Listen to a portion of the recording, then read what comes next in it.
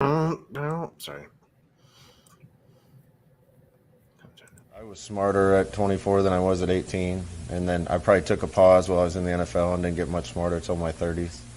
But life experience and game experience matters, and you guys all know that. And we have a more mature team than we've had. Some of it's age, and some of it's just the character of the kids and the competitiveness of the kids. And we definitely have the most guys on the team that I trust this year that we've had.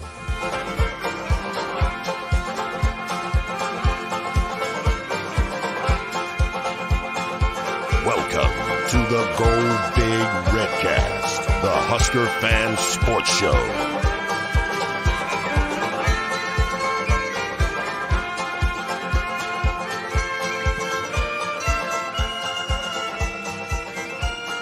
Welcome to the Go Big Redcast. I'm your host, David Gaspers, and I'm with Honky. Just like Coach Frost is smarter today than when he was younger, I too have grown and matured. Hashtag podcast experience matters. Also with Mac. What's up, Breadcasters? It's game week. All right. We can stop talking about nonsense and have a game. Next time we talk, we're going to have a game to speak about, you know? All speculation. A game. And we're not talking about practice. That's right. Also with Rob. Hey, I'd just like to say congratulations to Honky, Mac, and Boomer on your black shirts. Yeah. More daddy up, baby. Corn lifter of the year. I've had 37 ears of corn. I'm sure we'll be handing out some more black shirts here at some point during the season. Well, that's good. I just like to say I only vomited 3 times getting ready for this podcast today, so put in a lot of hard work. So I think we're good to go. This is not the 50s, Boomer. Come on. Get out of the dark ages. It's all about staying hydrated, Dave. So.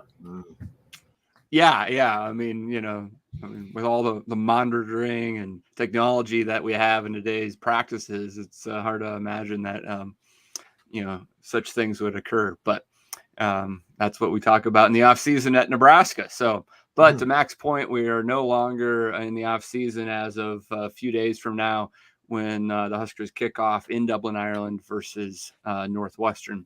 So, Honky, you had that Northwestern graphic up there, but I mean, just in general, you guys excited? Oh, yeah, this is great. I mean, I'm glad we get to play in week 0 and get this game going because, I mean, I'm glad it's early. I'm glad I don't have to wait all day and think about it. I want to wake up, and basically be ready to watch the game. I'm super, super pumped. Super pumped. This offseason needs to end. The talking season needs to end. We need to stop doing podcasts. We need to just watch games and then we can podcast, Yeah, absolutely. Well, we'll cover a breakdown of the Nebraska Northwestern game as well as maybe some college football news, and we also have some Betcast stuff to cover. Honky, before we do that, you want to take care of our sponsors? Yeah, absolutely. Well, for upcoming shows, I don't have a graphic for it, but we are going to start doing Monday night shows at 8:30 Central Time, and that's going to be our regular weekly Redcast, previewing the next game and going over the previous game. For some of our promotions, as always, we've got our hailvarsity.com/subscribe. Use the promo code Redcast, get $10 off your annual subscription. Nice discount. Alumni Hall, 2 Lincoln locations, downtown 11th and P and South Point Pavilions behind Barnes and Noble. And I am wearing my Adidas hat again. And Rob, I see you have that one on, and a bunch of good Adidas gear there. Definitely Redcasters go out there and patronage or whatever the word is to Alumni Hall. Pathologize too. Shop at. How about that? Go to. FSC Edge. Redcasters, if you're looking to make a career move, check out FSC Edge. You can find their available positions at www.jobs@fsc.com. Smack and Smooch. Custom shirts, specialty items. You can find them Twitter and Facebook at Smack and Smooch. Shane and Laura out there in Elwood. This is the Ward Eddie Up shirt, and Mac is. I'm featuring it here. He's featuring it today. Oh, wrong way. Yeah, wrong way there. And then I've got makes me feel strong and powerful, but elegant. I've got the Ward Eddie Up with the Go Big Redcast. Rob's got a very specific one. I can't imagine too many people would want to buy this one, but why wouldn't they want to buy this one? It says Ward Eddie Up. It's got the Kool-Aid Man, Kool-Aid me jumping through the wall. and it says Redcast. I mean, I predict if this is kicker, not like, the number Pearson one sales seller numbers. at Smack and Smooch, I don't know what is going to be the number one seller. Very true. But yeah, Redcasters, great sponsors there. Go out, patronize them all. And I hope I'm saying that right. That's fun. No, that was great. Good job. Oh, My mom hated it when I patronized her. Yeah, no kidding. So Dave, there we go. We're through all that. All right, very good stuff. Good stuff. All right. Well, let's see here. Honky, you're gonna have to help me because No there problem. we go. Dave and I are doing something new here where we're kind of going through StreamYard here, and Yeah, What do you got Honky here, is moving around. I don't know what I'm doing here. We're trying a This new is, coordinator, head fancy coach kind of technology. situation. yeah, well, this I've is got this the is passing Dave and Honky game, on and the Honky's sideline. got the run game, Mac, and so we'll see how that works out. Oh, we're like the New England Patriots of college football podcasts. So there's no Oh, yeah. real offensive coordinator right here. That's you know, right. so, That's yeah. right. we've made some changes. It's week 1, and we're just working through them. So Dave, here we go. What? Tell us about what the Betcast here is, Dave. Yeah, absolutely. So we're trying to do something different with the Betcast this year. We want to have a Betcast segment each week here on the Redcast show, but Mondays, which will be our typical day for a Redcast, is awfully early to make predictions. I think we learned our lesson last year when we were trying to do that, and I don't know how well our locks of the week actually fared. So a little more interactive approach here, where we bring back the Yahoo Fantasy College Football Pick'em. And we have a Go Big Redcast Bets group. Information there is on the screen. It's group ID 5209. I'm sure we can tweet and Facebook all this stuff out with the password of Betcast. You can join that, and we'll be picking top games, and all the Big Ten games each week throughout the season against the spread. So it's as much like betting as someone in Nebraska can experience, unless you're going across the river or doing other illegal things on apps that aren't supposed to allow you to bet. Soon, though, Dave, we'll have the option. That's right. And eventually we'll have that as a legal option in the state of Nebraska, hopefully sooner than later. We'll combine this with Rob, Boomer, myself, producer Skip will release our locks of the week later in the week. And hopefully we can have a good time. And Honky, I don't know, I had an idea that maybe the winner of this Pick'em contest could potentially be on our fan forum sometime. Oh, that'd be great. I'd love to welcome the winner of that to it. And to your point there, graphic designer Swobes, he's going to create some graphics for us that would be, on towards Thursday or Friday of the week, Dave, that would have the lock of the week. So it'd be more timely and allow you a chance to have get the better picks than what we had a year ago. We were doing them so early. Sure to go undefeated this year with this approach. All about the algorithms, Dave. That's right. My power rankings, everything right there will result in an amazing season of betting on college football. We'll talk a little bit more about that. We'll have a Betcast segment later in the show. But Honky, I think you want to get an early kind of, tweet in or parting shot in on the event in Lincoln. I think that's tomorrow, right? Yeah, Jack Mitchell with 1400 KLIN. We just want to promote this because this is awesome. The Nebraska Alumni Marching Band will be at the Break the Curse event Thursday night at Haymarket Park. Doors open at 4:30. And Sportsmanlike Conduct 1620 will be there live. The Killigans will take the stage after 6. Josh Tweederson, John Bishop, Caleb Henry, Break Curses after 7. RSVP, and they have an RSVP on Facebook. I don't know if you don't RSVP, if you can't show up, but point is, as many people can get there as possible. That's a cool thing. We need to break the curse.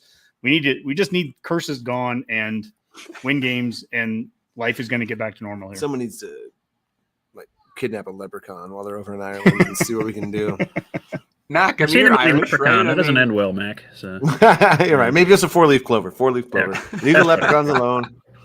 Do you actually go search for the pot of gold underneath the rainbow? I mean, is that good or bad luck? I don't know. How does this work? Shenanigans ensue, that's for sure. Does everybody need to kiss the Blarney Stone? That seems very dirty. I don't know. It does. In these COVID times, seems like a Have you ever seen anybody kiss the Blarney Stone? You have to get on your back and put your head in this hole, and someday it's gonna slide, and then it's gonna be. What are we talking about here? I'm the Blarney Stone. Oh, I just heard to put your head back and put your head in a hole, and I got really confused there for a second. So, Rob, no, you were just having a flashback. It's okay. I am my old college days. Zing.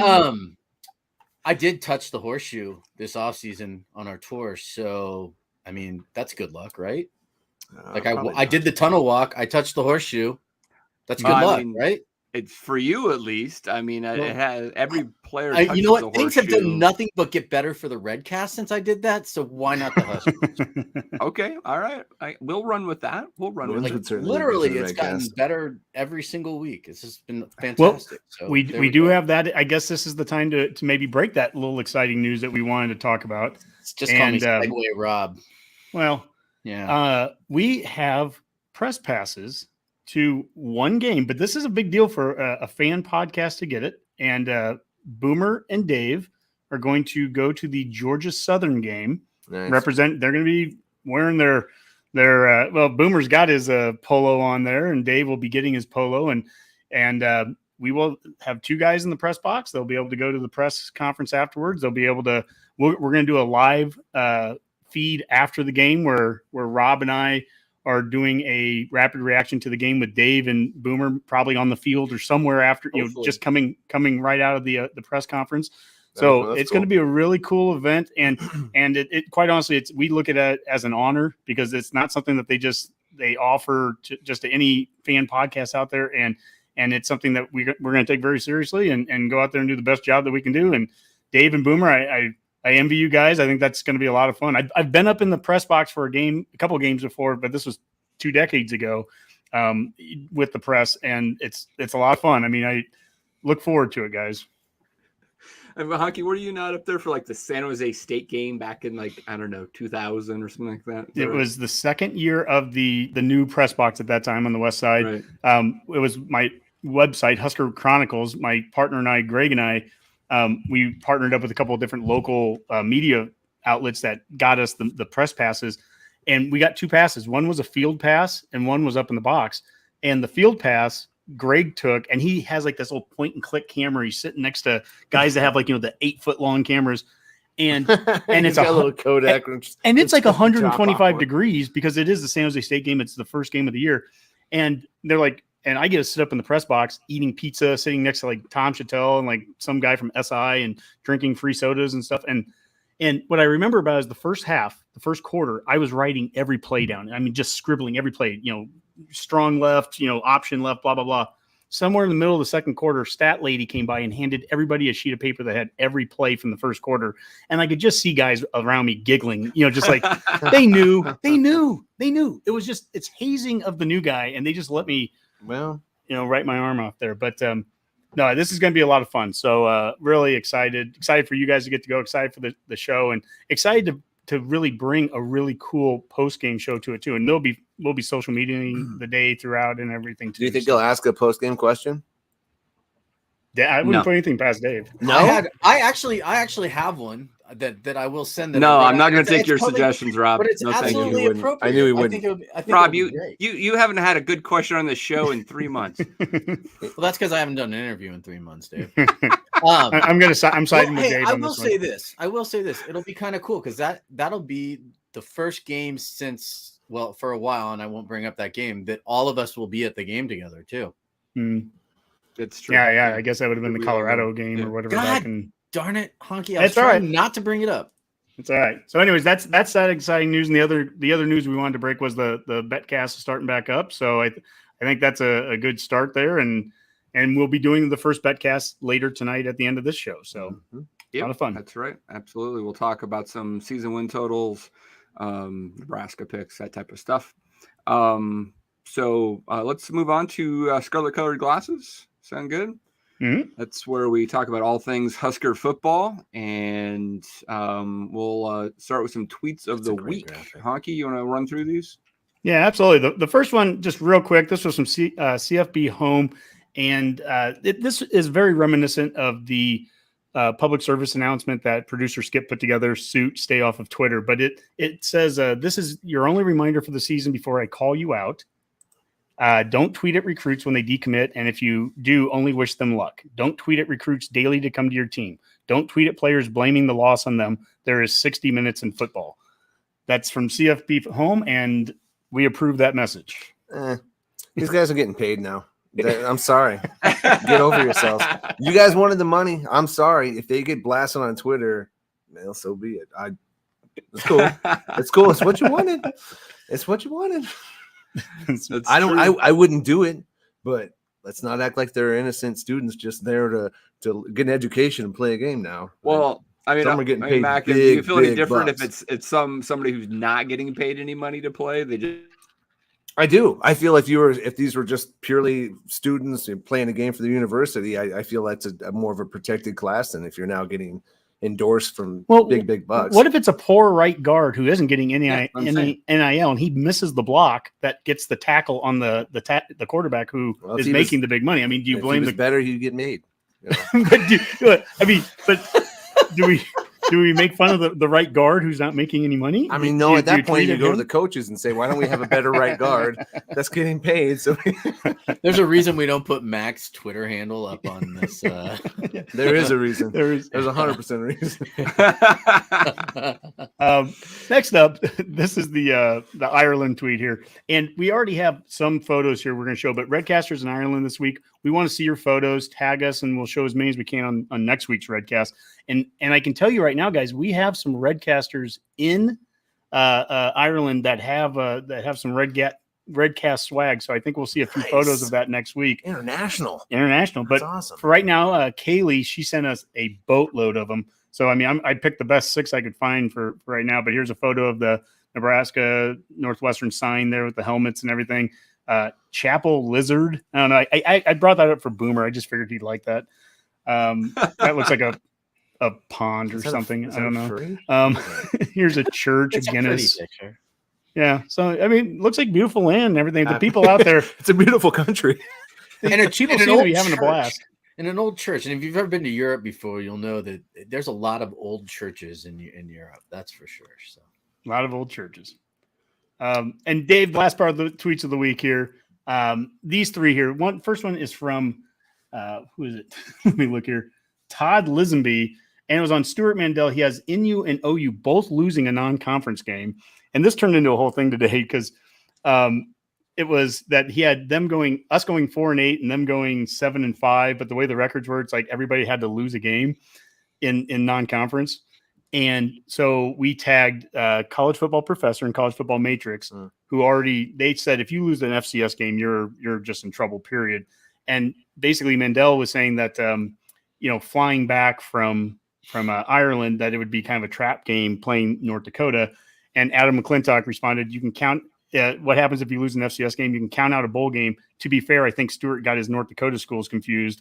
And then Dave Bartu responded that, if you have us going 4-8, how many trap games do you possibly have us in? How do you have trap games if you're 4-8? Right. Which, what's this momentum? You are the trap game. Like at that point, like if you're 4-8 team, you are the trap game for other teams at that point. It does show the wide spectrum of predictions for this Nebraska team. Mm-hmm. Stuart Mandel, well-respected national media type, who does take these predictions pretty seriously. He goes through every year and tries to do it, and he'll predict against the spread during the week, and saying 4-8. Colin Cowherd, national media, who gets paid millions of dollars by Fox not and respected, others. Though not respected, not respected. Yeah. Well, I mean, he's a big deal, but maybe not as respected. Sure, but he listens to a lot of people that are respected. He doesn't do all the homework that Stewart does. Has Nebraska number 8 in the country. And so there's seems high. Opposite. Well, I mean, he is buying into the hype, and but where's the hype coming from? Well, even Adam McClintock here, College Football Professor, who we had on, and he has his own metrics and everything. In previous years, he'll have us going, 5-7 or 6-6 when other people have us higher. This year, he has us at 8-4, and that's according to his metrics. So the non-biased metrics right now. Next up here is from Eric, and he goes, and Boomer, you sent this one to me. I think this is good. Or was this? No. You sent the last one. But anyways, it doesn't matter. Historical take on the 2022 predictions. In the last 50 years, 79 coaches have entered year 5 without a winning season in years 1 through 4. How well did they do in year 5? 0 had 9+ wins. 2 had 8 wins. 9 had 7 wins. 7 had 6 wins. 61 had 5 wins or less. So that's what Coach Frost going into year 5 is stepping into. I'm all about, I know the Redcast is all about making history here. So, but you see that it does show, at least historically speaking, where we're at going into year 5 with what Coach Frost has done. Now, I think we'd also say our 5 years are unique. I think it's unique what he took over. It's unique to have the COVID year in there. I'm not saying every other school had to deal with the same COVID and all that we did. I'm just saying when you're taking our 5 years to someone's 5 years, 20 years ago, it's not the same necessarily. Right. But yeah, I think that is kind of what when Trev was referring to, the statistics or the metrics, say this probably isn't going to work, but it might, when he had that comment last year. That's kind of what he was referring to. That's Stu Manji is the one who put together that big sheet last year of all the breakdown of how coaches have done over the years. That started, Owen had losing seasons the first 4 years or 5 years or whatever it was. So, again, the numbers are what they are, but there are exceptions to it, and why the hell not be an exception? So. Yeah, and that's the beauty. How many of them went through a pandemic in 2 of those years, and all the others? So Mac, you're asking where is the hype coming from? So the anti-hype is that right there, right? I mean, if you look at like these trends over 50 years on generic teams. No one turns around a team in year 5, right? It just doesn't happen, right? Almost, right? I mean, there's been, I think he followed that up. Greg Schiano was one of the guys that actually got to a bowl in year 5, that type of stuff, right? Pretty limited number of coaches. Kevin Wilson in Indiana did that, and then he got fired, right? But very limited. So that's where Stuart Mandel is at. I was like, look, I haven't seen it yet. You got to prove it to me. I mean, Scott Frost is a walking joke to some national media members at this point, right? They just think he's a disaster. But then the hype, and I know you guys don't listen to a lot of the national podcasts or a lot of betting podcasts, but that I do. And those guys are like a college football professor, right? Who use metrics on a year-over-year basis. And they look at the anomaly that was last year, and you look at all the stats, and they tell you Nebraska wasn't a 3-9 team last year. They were an 8-4 team essentially. And they look at that, and you look at where that 7.5 number came for our win total in Vegas, and it stayed there. Actually, they've moved the juice around, but it's still 7.5. And you have some national betting experts predicting Nebraska to win the West because they just think they're the better team, right? I mean, so it's out there, Well, and schedules play a role in this too, and they absolutely they love the schedule. Some of these guys think that we'll be favored in every game except Michigan, right? Even Trev last night on Big Red Wrap Up last night, Trev was interviewed by Michael Severe, and Trev even made reference to the schedule that at least it plays nice for us. Now at the end of the day, you have to take advantage of any benefits that the schedule gives you. I mean, we can go out and lose to Northwestern. We can go out and lose to North Dakota, like Stuart Mandel says it, right? You can't look past any team on the schedule, but the schedule plays itself out nicely that if we play clean football, I think we're in position to win a lot of games if we do that. If we fumble the ball around and do things like we did against Illinois, we can lose a lot of games, like we did last year. So the last tweet there, and this is the one that Boomer sent me, and this is amazing. This is from Tony Gerdeman. Saban's non-conference road record at Bama's, it's nuts. He goes, amazingly, Nick Saban has never lost a non-conference road game in his 15 years at Alabama. If they win at Texas this season, he will move to an incredible 3-0. 3-0. Okay, Boomer, explain that to the Redcast. Yeah, what he's referring to is a true non-conference road game. We were actually going to play a game at a campus site of the opposing school. And as you kind of see there, they tend to play their big non-conference games, again, in convenient neutral locations like, say, Atlanta or New Orleans, places like that for the most part. So it's been a long time since they played a whole lot of non-con games off-site at a real opponent stadium. And, yeah, that certainly I think has helped. So. Do we know the other 2 victories? They went to Penn State. a few years ago. I remember that game. The other one off the top of my head, I don't know. I can find out for us here shortly. But yeah. Well, there hasn't been many, as you can tell. So, and to Boomer's point there, Dave, think of Oregon, Georgia this year at neutral site Chick-fil-A game in Atlanta. It's Oregon against Georgia, but it's not a home game for Georgia. They have a shorter drive than Oregon has a flight, but it's a neutral site game. So remember, the SEC is the best conference in the country, though, and we'll never see an SEC team playing up north ever. That doesn't happen. Not in November or December. You'll never see those teams playing in the snow until we get a playoff. They play until you get an expanded playoff. I'm more into an expanded playoff with home games for the higher seeds. I'm more into that than I've ever been before because it just gets to be ridiculous. You have 8-team schedules for conference in the SEC. Mm-hmm. Your big non-conference game is a neutral site game that's 5 minutes away from your home.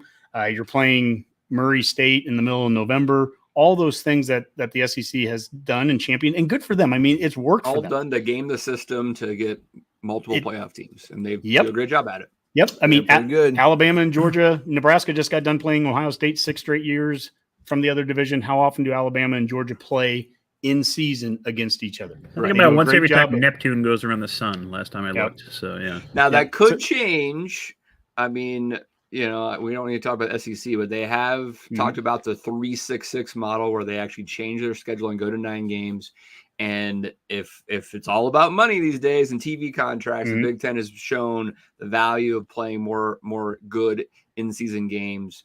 And Alabama, Georgia, just like a Michigan, Ohio State, would bring huge value to a TV contract. And the SEC, if there's a different playoff out there, would reconsider that because then they wouldn't feel like they're going to get punished for a loss. And they did start to change up their scheduling model. We started noticing it a few years ago, and it takes a few years when you start, you're scheduling 3-4 years out. But I know Alabama is doing this home and away with Texas. They have one coming up with Wisconsin. Other schools are doing the same thing. So I think they are going away a little bit more from the model, but you still see this Georgia-Oregon crap from this year. Texas is a conference game now. Yeah, well, Texas is going to be a conference. That's true. But you mentioned the expanding conference there, Dave.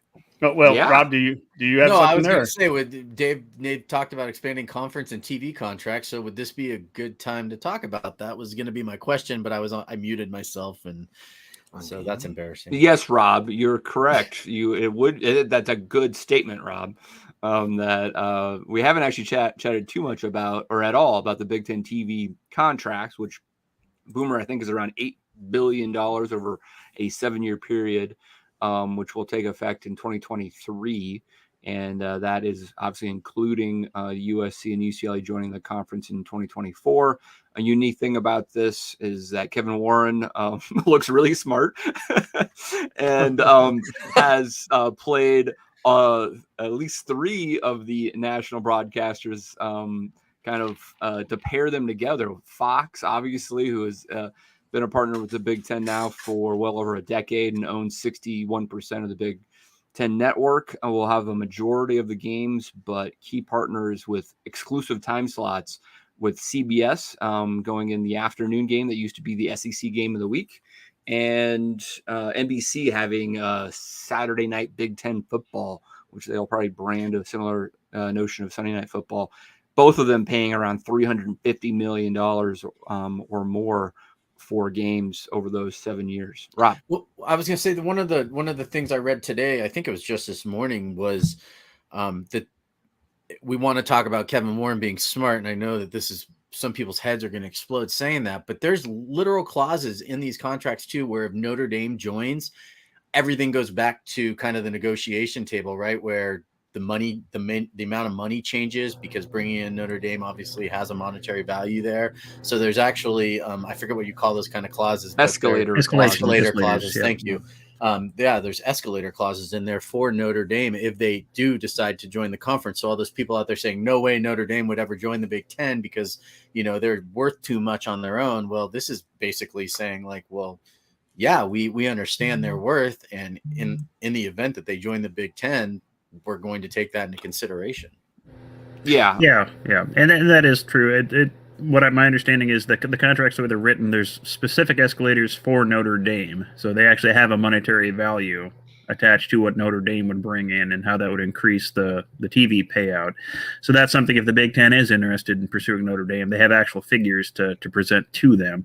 If any other programs join in, then everything can just be kind of renegotiated. So if other programs, get brought in, then it can be done. But yeah, the Notre Dame end of it, there's a number already set in the TV deal as it is. Yeah. And so that actually brings us that graphic that we had up is like, how do we get to 20 teams? I mean, Notre Dame is one possible answer to those 4 question marks, even though it does seem like that Notre Dame is being pretty patient here and doesn't seem like they're going to jump at that opportunity. It's interesting just because the Big Ten now is becoming a partner with NBC, which is Notre Dame's NBC partner. Now you're going to see Notre Dame games in the afternoon, for example, leading into a Big Ten primetime game on NBC. Mm-hmm. So you have cross promotions there. You may see some value in Notre Dame scheduling more Big Ten teams again, opposed to not, right? They only have one Big Ten team on their schedule. In past years, they used to play Michigan State, Purdue, Michigan every single year practically, right? And so they were practically a mini member of the Big Ten for decades with how many Big Ten teams they would play. So that'll be interesting to see how it plays out. What we're hearing though is that outside of the Notre Dame escalation clause and the possibility to grow that $8 billion to $10 billion or more, is that so Kevin Warren has a interview on HBO's Real Sports with Brian Gumbel, where he talks about he could see the Big Ten going to 20 teams, that it's likely that we're going to continue to expand. He's had interviews with Dennis Dodd at CBS Sports that says the same thing. And those expansion talk is a little bit different, right? It's more about adding those Pac-12 schools that have been rumored, right? It's about Oregon, Washington, Stanford, and Cal. So those might be the 4 more logical answers to these 4 question marks in the near term. Brett McMurphy, who always seems to have the insider knowledge, it was on one of the local radio shows last week. He said he would guarantee that those 4 schools are in the Big Ten before the next TV contract in 2030, and it thinks it's more likely that they are in the Big Ten within 2 years. And that's where it's really interesting to me, and how smart Kevin Warren and or the Big Ten is. Maybe it's Jim Delaney still, I don't know. But there is a 4th window of TV, right? It's the Pac-12 After Dark window that the Big Ten hasn't filled yet, per se. And you could add on to your existing contracts or go back to market for a 4th window and bring in ESPN or a streaming service and have them pay $350 million more for an extra window of games that just adds on to what you've already done with CBS, NBC, and Fox. Yeah. It's brilliant. Yeah. You need that extra inventory by adding those 4 teams, and that's how they actually have the value. So the Big Ten just has played this perfectly, I think. Yeah. And you think about the networks that we've gotten tied in with now, Fox, NBC, and CBS, who basically runs NFL. It's Fox, CBS, and NBC. All those, all those. Okay, Dave, I think we're losing Dave here for a sec, but those networks there are the ones that run NFL. So the cross promotion between NFL. Here we go. The cross promotion between NFL and the Big Ten can be huge in this future promotion that we can have here. I'm interested, one thing with Redcasters that are following along here. I'm interested, send us, who do you think the 4 teams are? Obviously you have Notre Dame as one of them, but who are some of the other names that you see? And we'll put them up there on the screen. Jeremy Brandt there, Notre Dame, Oregon, Washington, Stanford. I think Oregon and Washington make a ton of sense, obviously, to get West Coast. Notre Dame is your top one. And then what will be interesting, I think Ken McCone, yeah, he had talked about the rumors there of the state of California preventing UCLA. UCLA is in the same university system as Cal, and their board of regents have had some issues with UCLA leaving the way that they have. And so does that make Cal more attractive to the conference if that kind of helps it secure that? I don't know. Yeah, do you throw a bone to Cal just to get the regents to sign off on it? Definite possibility. And people talk about the Pac-12 like that. What those teams add per se. Not necessarily a lot. On their own, but like everyone was saying, they do bring that Pac-12 window to it. That after dark, and it does give USC and UCLA. I guess what you want to call it. Partners kind of in their time zone for scheduling for games. Otherwise, for both football, basketball, and the Olympic sports. Because if you think about it otherwise, that's a lot of travel for a lot of schools, especially those two. So it does kind of make some sense to look to the Pac-12. And, and the issue with Notre Dame, how tied in are they to those ACC media rights? That whole contract, which I'm still amazed anyone in the ACC signed a few years ago when they signed away their media rights to 2087 or whatever the hell it was. I mean, I don't know how they convinced anyone to sign those away. But there's always ways around that. That's what all those big lawyers are for. And so even if it is a possibility that the the Big Ten would add, 4 Pac-12 schools, in a few years, if, North Carolina and Notre Dame want to join the Big Ten, would we not expand to 22? I'm pretty sure they would. So there's got to be a lot to this. And like Dave said, the part of the brilliance of this TV deal we had, our TV deal, the Big Ten's TV deal is up again before the ACC's current one is up. So we'll have negotiated it twice before the ACC's is even done. So just the amount of money it's going to be worth in 7 years or so is going to be crazy. So Big Ten's played this whole TV deal very well. So I'm back. You guys can hear me okay? There you go, Dave's back. We can hear you. Yep, you look good. Hopefully you got my entire soliloquy there. I thought I really hit it. So yeah. But it was weird. It was like watching what was that movie with like the cameras where they were out the Blair Witch Project? It was the question. Did you not as much, but it was like watching the Blair Witch Project on our own screens and down there with the camera moving around. So scared. All right. Well, I'll have to listen back and see what you guys actually heard. But, we didn't hear much, honestly. No, we got you. You were muted. Thank you. It was all there. I just wish whatever's going to happen would get over with. Yeah. And just be done with it. Like, stop playing games. Let's get to the conferences and just so we can start having some traditions develop again. It's also in flux right now.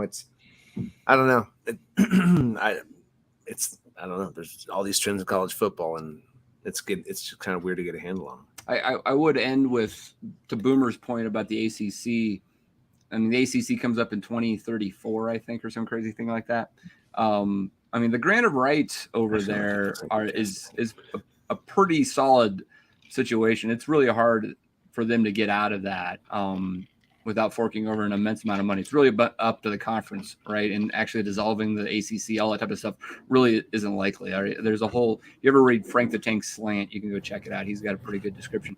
But the key there is that by 2030, that's when the window starts to get open for those ACC schools, because now they only have like 4 years, right? And of giving up their grant of rights to the ACC. And if they're only making 40 million still in 2030, and you could join the Big Ten and make 140, and you don't care about giving 40 million back to the ACC for 4 years, you're like, that's fine. I'm going to make more money anyway. I mean, that's the rumor with Oregon right now, is that they would only make 30 some million maybe if they're in the Pac-12. They're happy to take less from the Big Ten for the first 5 years, right? And maybe Oregon could find some booster. It's got a few spare pennies to shell out for something like that. It's possible. There might be one or two. I can think of one. I could think of one or two. Yeah. Yeah. Well, should we get to Northwestern? Yeah, let's get going with scoring. Nobody wants to go to Northwestern. I mean, well, actually, a lot of people probably do, Rob. But I mean, not to play. Only people that want journalism degrees, and those are worthless. So. Well, Hockey, I think you got some tweets here that you want to run through first with Scoring Explosion. Is that right? Yeah. Well, I mean, so Scoring Explosion is the offensive breakdown, and we'd like to break down the Northwestern game for you, but I can't think of any better way than what Casey Thompson did on Sunday at the press conference. So here we're going to take a minute out, just watch Casey, and this is the breakdown of Northwestern's defense. Northwestern is a 4-down front, also known as even. That's their main front. Number 99, I think, is their best defensive lineman. He's really good, has a really good motor. They have a couple of transfers, and they had one transfer from Stanford. The two interior D linemen are transfers. And then they lost a safety, number 16. I think his name was Newsom, transferred to Notre Dame. So they got a new starter back there at safety. But they have some good players in the back end, but they're predominantly 4-down front. They play cover 4. and they rotate a little bit. They mix it up, and they'll go one high. They'll go zone and man. They bring pressure occasionally. There's certain situations they like to bring pressure. Still studying the red zone defense, and I'm still studying, certain situations and formations. But we have a pretty good idea and game plan so far. We used kind of this last week of training camp to prepare and put a good game plan together. So today's Sunday, and I feel very confident that we have a great game plan already going in to Ireland before we get on the flight. But I would say 99, their defensive lineman definitely stands out on film. And then number 11, he played corner last year, the defensive back. I would say he probably has the best speed over there. I think he was a 10.6 100-meter track guy, so he has good speed on the outside. So I think they have good talent, and it's a good defense, and I'll be excited to line up against them. I mean, Dave, the breakdown there, number 99, and here's this guy runs a 10.6, and these guys transferred out, and these guys transferred in. I mean, certainly no one's going to accuse Casey Thompson of not doing his homework on what Northwestern has and what they're bringing back, and even though they've had changes with people transferring and all that, this is the preparation.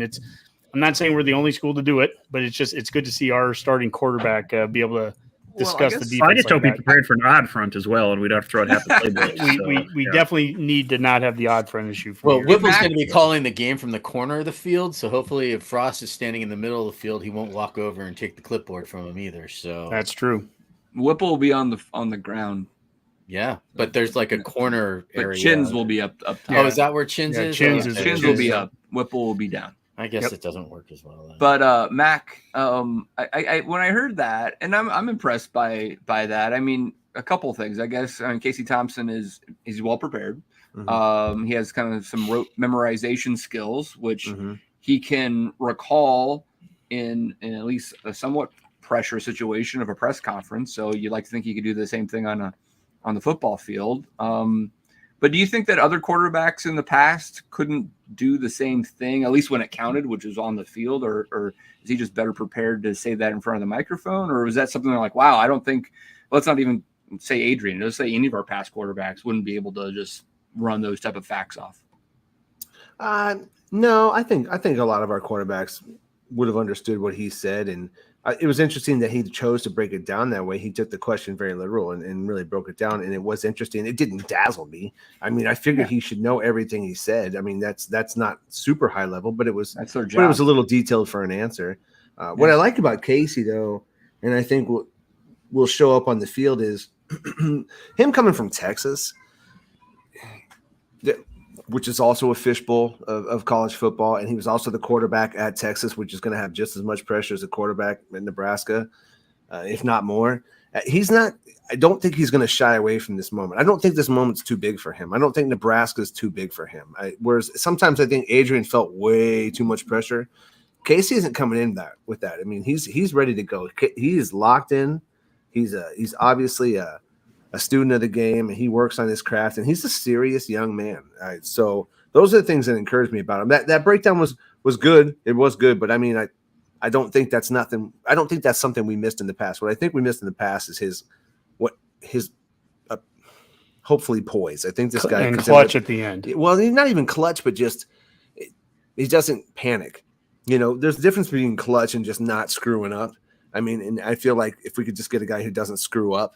And we have playmakers around us that I feel like he can get the ball to and facilitate, and that's really all we need him to do this year. Yeah, I mean, I guess I'll let Rob say something real quick here, but I mean, Boomer or someone just brought up a couple of quotes from our listeners saying, "Hey, I don't think other quarterbacks or college quarterbacks could do that, etc." That's how you prepare for the game. I mean, you're getting all that information and you're hearing from your coaches, and you're saying they're telling you who to look for and all that type of stuff. I think it was more impressive that he could just read it off really quick, but I mean, that is what game preparation is for a quarterback at the college level, and even at the high school level, they're doing that. But he's 24, isn't he? I mean, he's not young. He'll be 24 in October. Yep. And so I would be shocked if our other quarterbacks couldn't have done that. Are you talking about our other quarterbacks on the team right now? Well, I mean, at least you're starting quarterback. I mean, you earn that by knowing that. Right? Yeah, for sure. I think this goes back to when we had Aaron Sorensen on the show a couple weeks ago, and we talked about this, and we talked about the kind of leader that Casey is. I mean, one thing you'll notice is he was not elected as a captain to the team, right? Which is kind of rare for a starting quarterback, but he is a transfer. And the black shirts were even chosen from players that are coming back, guys that have actually played on the field for the Huskers, and people who have not played it down for the Huskers are going to have a chance to be that. And Casey's one of those guys on the offensive side of the ball. And I think, though, it goes back to his type of leadership, because while he may not be the most vocal guy on the field or the most vocal guy maybe in the locker room, he is definitely the most vocal guy when it comes down to breaking down film and understanding the plays and having that higher expectation for the other guys. I think Aaron said something about that like you can tell that he expects a lot more out of his wide receivers. I mean, that could be true. And it was when he first came onto campus, what was the first thing he did? He took his offensive line out to dinner, right? And to get to know those guys. And he was out there in the offseason throwing balls with his wide receivers. Well, they do that all the time. They're not throwing 7-on-7 when they're off season. That's crazy to me. I know, but just let me finish. But the things that I was hearing, and even from like Chancellor Brewington was like brain explode. He was doing it more than the other guys in the past. So what I would that's pivot my this point to is. Yeah, I get it, Rob. I guess he's doing it more. Again, it just questions how well we were prepared in the past, I guess. But I would pivot a question to Mac on this. I was thinking about this a little bit. We've made a lot on this show, and everyone makes a lot about Whipple as being the new OC. Mm-hmm. But people aren't making as much about the fact that we have a new quarterback coach as well, right? No one's talking about that. But that is probably more intriguing to me is how well Whipple has been able to prepare these quarterbacks and how well do they respond to his coaching style opposed to Mario's. Well, Mac, you at the 2018 football coaches clinic, you talked with Mario for a good 45 minutes on the field there. And you walked away impressed with his general knowledge of just the QB techniques. But I think we grew tired over years. He was very much about the biomechanics. And even Mario would say that, I don't really know what play we're running or anything like that. I'm just looking for foot placement and how he spins the ball. I'm like, well, that's not really enough for your salary, but okay. And also, you've only developed the one guy and only very slowly. Well, and I always thought the role that Mario, really the skill set that Mario brought to the position was more of an analyst than a coach. Like to this day, I wouldn't even mind if Mario was still on staff as an analyst, simply breaking down the techniques of the player, and that's all that person dealt with. He literally has a PhD in that, but that's a whole different thing from coaching and scheming and how do there's other things you want out of a QB coach than just how to throw a sidearm. In fact, I remember you walking away from that talking about he talked about how you threw off your back foot and did all these things, and it was they practice certain ways to throw off your back foot if you were in that position, and still get the ball downfield. The problem was that at times Martinez was throwing off his back foot and doing those throws when he shouldn't be, when he should be stepping into a pocket. And 4 years into it, he was never going to be a pocket passer by the end of his time here. Which it's possible that everybody's better off on that split, right? Adrian might be better off at K-State with a different offense that doesn't rely on him so much in a different personnel package and a different QB coach, and that's the same thing here at Nebraska, right? It's really intriguing. But to Rob's point, I mean, like when you talked with Brewington too, I mean, look, these receivers, they've taken to Casey at the very least, and it was very clear. For what it's worth, Whipple took to Casey right away too. Whipple, who had been recruiting Purdy for a number of years, even during his time at Pitt, I mean, from the very first spring practice, he was sitting there saying, Casey's the guy. And every receiver, I mean, they were pretty much everyone has said from day one that Casey is the guy. Well, so he's been able to step in. The competition's been good at quarterback, and at the same time, Casey's pretty much led the entire time from day one. So that's good to me. It's not like the running backs are a poor example, but like where there hasn't been any separation in the running back room. But running backs are a different position in general because you're going to play more guys. But Casey has clearly defined himself as a starter, and you've also heard that the backups are playing really well too. So that's good. Whipple does develop quarterbacks. He develops quarterbacks, and he also develops them within the offense, which is something that Verduzco couldn't or didn't do. He just developed their throwing mechanics and how to get the ball out and getting their stroke right and all this other stuff, which I loved. That was cool. It sounded great until we didn't win any games ever. And then it was like, well, this isn't going to do it, Mario.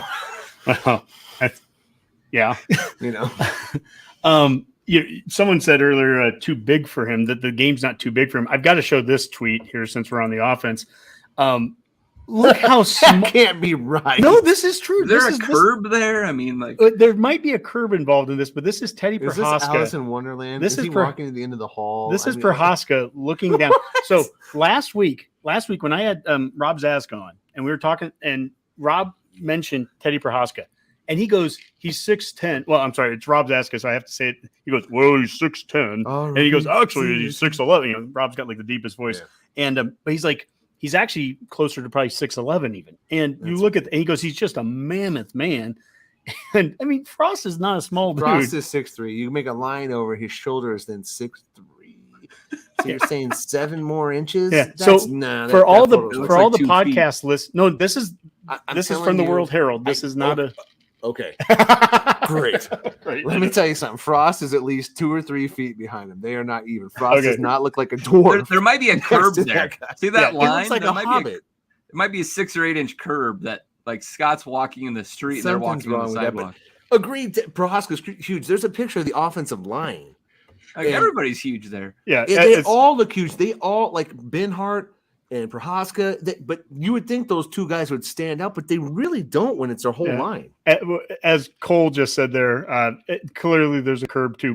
And for the podcasters tomorrow, they're just listening to this. We are looking at a tweet from the World Herald, and it's from Dublin, and Frost is walking right alongside. He looks like Kevin Hart. He's so short compared to Prohaska and stuff, but you know, hey, guess what? Maybe that's walking with Maybe that's Gandalf. Maybe we could kind of move from quarterback to offensive line. We're going through positions, so let's talk offensive line here. Rob, you had a chance last week. You were watching some of the Zaska discussion, the fan forum that I did with him, and he talked about the offensive line being a run blocking offensive line. In fact, he had concerns about the pass blocking side of it, but he thought the run blocking was a level of strength that we have. In fact, that we had guys that could move Ty Robinson around. He goes, that's not easy to do. When you hear that, Rob, and that's our strength, what would you do if you were Whipple and you're calling an offense? Well, since they listen to the show, I would say that I do exactly what they did the following day and talk about the practice they had the day before and how much better they were getting at pass blocking. So, that's funny because I heard that. I was laughing and I almost texted it, but then all I would get back is shut up, Rob. So I didn't do it. But no, I'm actually excited about it. We have a really good stable of running backs this year. I mean, there's 4 guys out there that could be starters on just about any team out there, really. And I mean, here you go. Here's a poll where Anthony Grant's going to be the starter. Great job, guys, because that hasn't been said about any of the media out there at all, right? Well, so Rob, what is this poll? That's the most. The poll is who will be at the most rushing yards versus Northwestern. And what's interesting is, I mean, look at the breakdown of this. It is overwhelming with, and now we have 500 some votes on it, but Anthony Grant is number 1. But I mean, read off the stats there. I mean, it's by far.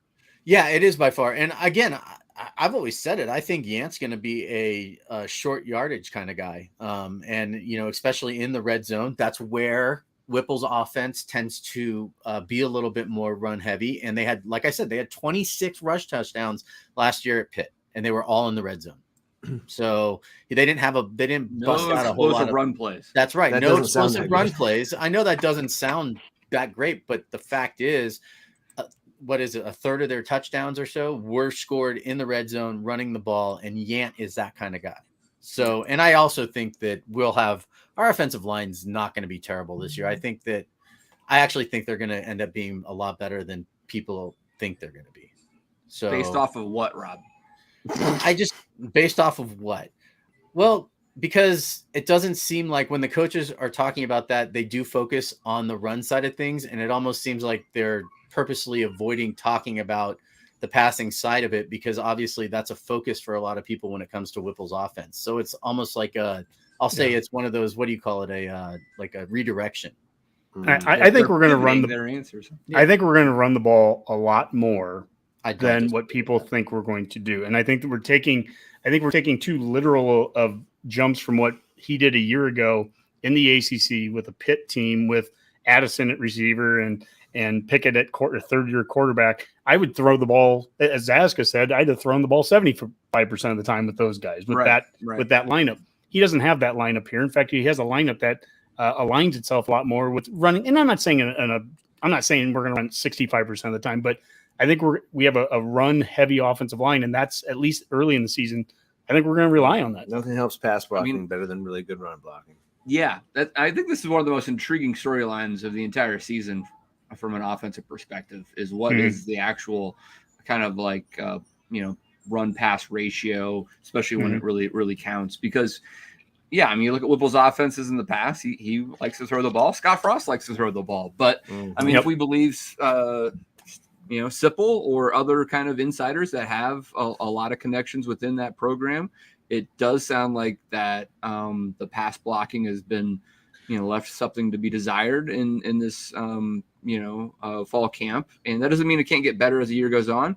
But, I mean, I think the best way to make your pass blocking better is to run the ball effectively, to have short passing game and play action deep. And, I heard a stat today with Casey Thompson at Texas last year when he had good protection. I don't know exactly how you define that, but like he wasn't pressured. They have all these stats now where are you pressured or not pressured? On downs where Casey Thompson throws the ball and he was not pressured, he had a 22-4 TD to INT ratio. It's not bad. 22-4. He also has a very quick release. And doesn't that, I mean, that's going to help the offensive line it's because when he is pressured, he struggles. It is not good. And so at least that's what the data tells you from Texas. When he gets pressured, Casey throws picks. All right. Yep. So we as a coaching staff, or they as a coaching staff, however you like to think of it, needs to be able to game plan around that. They need to be able to protect Casey Thompson, and no matter what that is. And I think the basis of that would be a good run game to start, and then it's going to be easier to protect him after that. Good run game. I did say once that I wouldn't be surprised they opened this game with 10 straight runs. Yeah. I think. Well, a good run game to start. I've said from day one I wouldn't be shocked if we ran an option. Now, for what it's worth, in the one practice they showed it, meaning they wanted to show it, but they were even showing triple option. So it nothing else. It's in the playbook, and we have quarterbacks that have the mobility enough to do it, but also move the pocket. We also have a little depth too. We have some depth, but move the pocket. We can move Casey out of there. There's things you can do. And I'm interested also, anytime in spring or in fall camp, when one side does well, that's great, except now it's, what's wrong with the other side? So our offensive line has trouble blocking against our pass rush. What if our pass rush, and we'll have a chance here, this weekend, and we'll get to this in throwing the bones, but like Garrett Nelson, he spent time talking about Northwestern's left tackle, Peter Skoronsky, who's an All-American. What if he goes out and has success, or O'Shawn Mathis does, against that guy? And all of a sudden we're like, well, wait a second. Maybe we actually have a good pass rush. Maybe it's not that our offensive tackles, who, if it's Benhart and Prohaska are our tackles, those are two top 100 recruited tackles coming, All-American tackles, 4-star guys coming out of high school. Giants. Maybe they're not terrible. Maybe they're going up against a really good pass rush too. It's hard to say, right?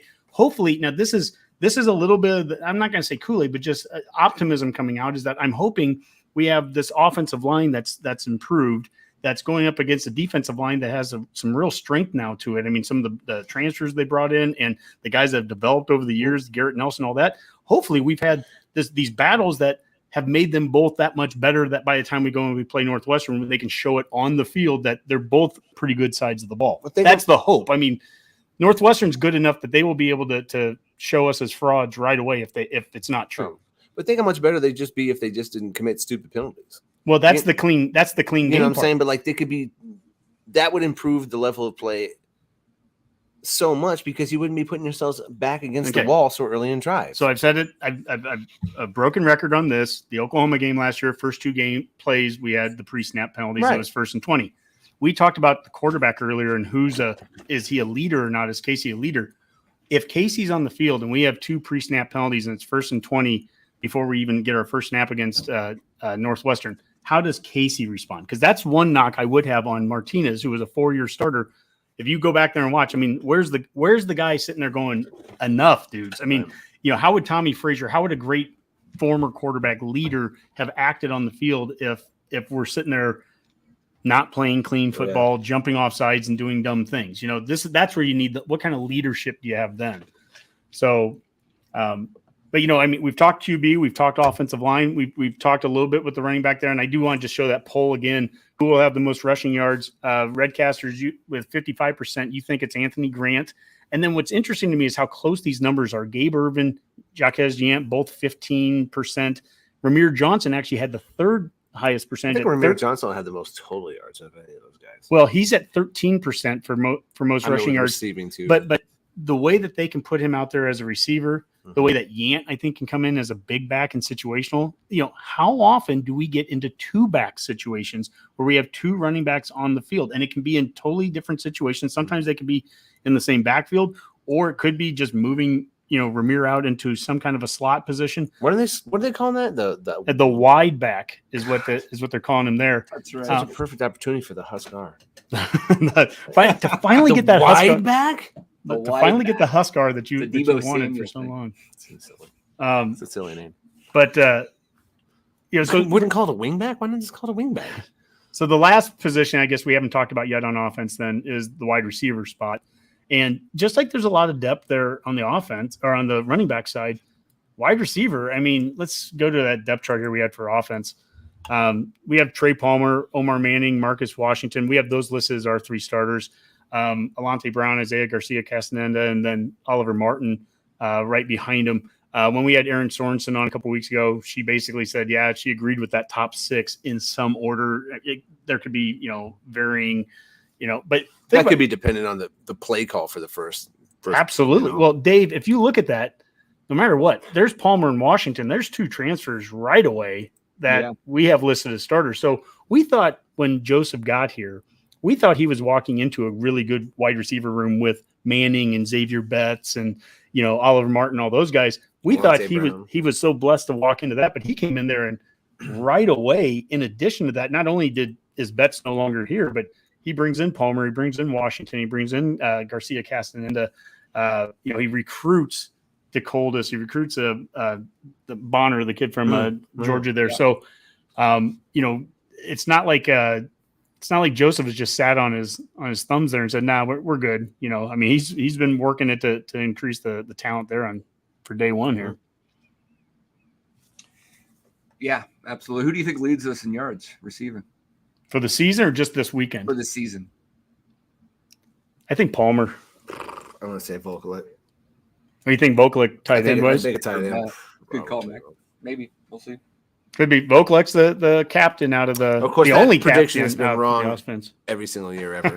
But whatever, you know, this is the year. I think Palmer can be a big play receiver for us there, or Washington. I think Manning, where I really see Manning being at his best, is if you go back and watch the Oklahoma game from last year and the way they used him in that, more as a possession receiver, big body guy coming across the middle. He's going to be a challenge if they try to cover him 1-to-1 with outside linebackers or safeties. I mean, he's just a mismatch. He's a good run after the catch guy too. He's so big, but he also is getting challenged left and right every day by Joseph. I mean, Joseph sent a photo out a week ago saying these are my guys, and it was all of his receivers in his room, including Ramir was part of it, and Omar wasn't in the photo. And he's been the guy that's been called out multiple times about like, hey, we need him practicing 2 times in a row and 3 times in a row. And so I think that's part of the transition there. But anyways, that's offense. Should we get throwing the bones? Yeah, absolutely. Let's throw the bones and talk all things Husker defense with the black shirts. And we did get some of the black shirt announcements, right, Hockey? Yeah. So black shirts are on the defensive line, Ty Robinson and Colton Feast. On the edge, Garrett Nelson, Caleb Tanner. Linebackers, Luke Reimer and Nick Henrich.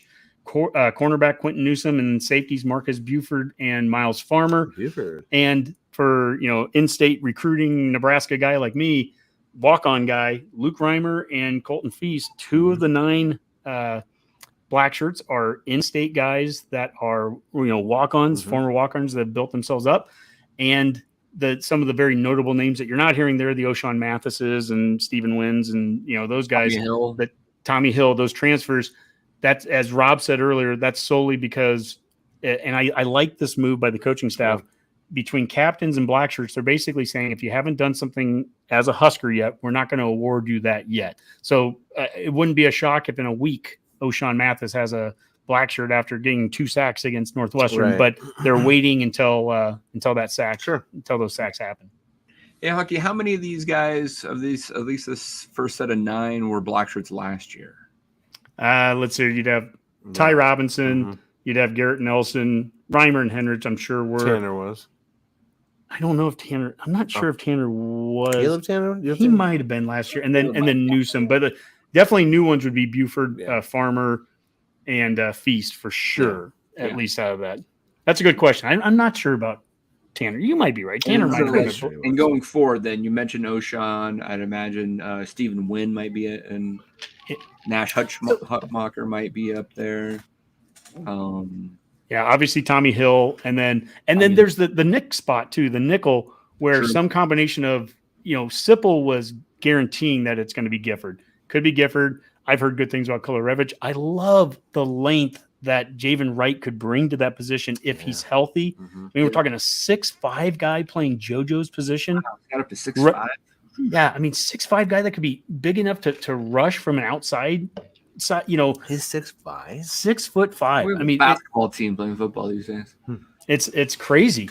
I want to show the video here of Garrett Nelson at the press conference on Sunday. And again, this is him talking about Northwestern left tackle Peter Skoronsky, who's going to be an All-American, and just kind of the respect he has for him, but also, this is what he's been working his way up to as a pass rusher. I mean, that's why you play in this league. In the Big Ten, every week you're going to have the best offensive lineman in the country you're going against. And, I've always been talking about how much I've improved my pass rush. And like you said, this is probably the great test right out the gate. So, that's definitely it's been on my mind for a while, if you want to be honest. I'm really excited because obviously, like I said, that's why you're in this league, to rush against those best guys. But I'm really excited for the opportunity. And you study him a lot. Yeah. No, he great player. Really excited to go against him. Dave, I was thinking about putting down, like, what are some goals of the game, or there's so many opportunities that Shenander has talked about, wanting to get Tanner, Mathis, Nelson onto the field at the same time. And I think that can be a dynamic trio. Think of the things you can do with them. But one of the goals and one of the things I'm going to be watching immediately out of the gates is, how do we hold up in the middle in this new 4-man front?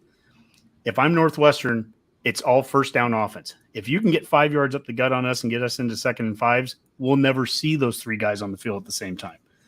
So it's, how do you hold up on first down? How do you keep them at 2nd and 8 and 2nd and 9 so that they are in positions where you're starting to put those talented, get a lot of that talented pass rushing skill out there. I think the defense has a very different look than a year ago and has a very different talent base than it had a year ago. But you've got to earn it in the middle. And where we lost Damian Daniels in a 3-man front, we needed a guy like Daniels as a nose tackle. But now it looks a little different. 4-man front, you got 2 guys in the middle. Kind of those 2 guys have to just gum up guard to guard on offense. They have to just make it harder than heck to get any movement in the middle between the guards, and then start to force everything, shift everything out further to the outside. And I think, we set the edge with those edge guys. I think we'll be a hard team to go sideline to sideline on, but right up the gut, we're going to find out right away against Northwestern. Yeah, it's going to be interesting, and I think it's an interesting test just to see Northwestern in game 1 and see how they attack this defense. Obviously, last year was in Nebraska's favor, right? I mean, 56-7. And if I remember correctly, we definitely had some pressures and some turnovers that we created and capitalized on to get that big lead.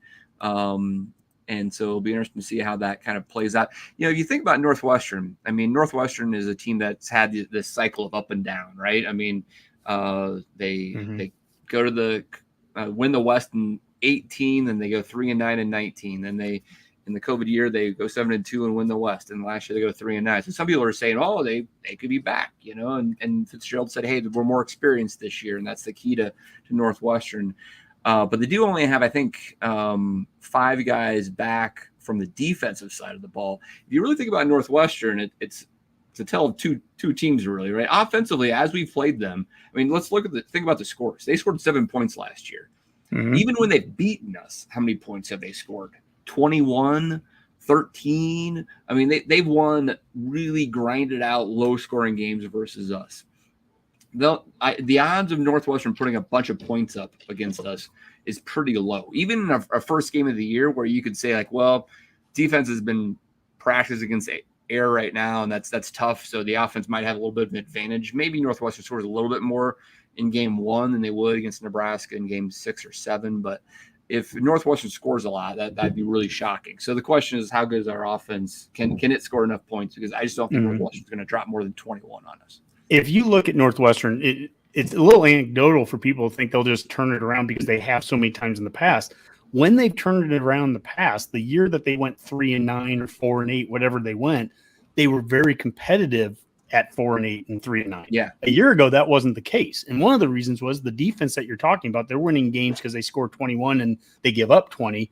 Well, those defenses under Hankwitz, their defensive coordinator who left after the 2020 season, that guy was a great defense coordinator. Well, they struggled last year. We put up 56 on them. And there's a lot that they have to prove right now. And how I envision, by the way, I think they're going to be a better defense this year in year 2 with the coordinator than they were a year ago. But that just they went through a transition.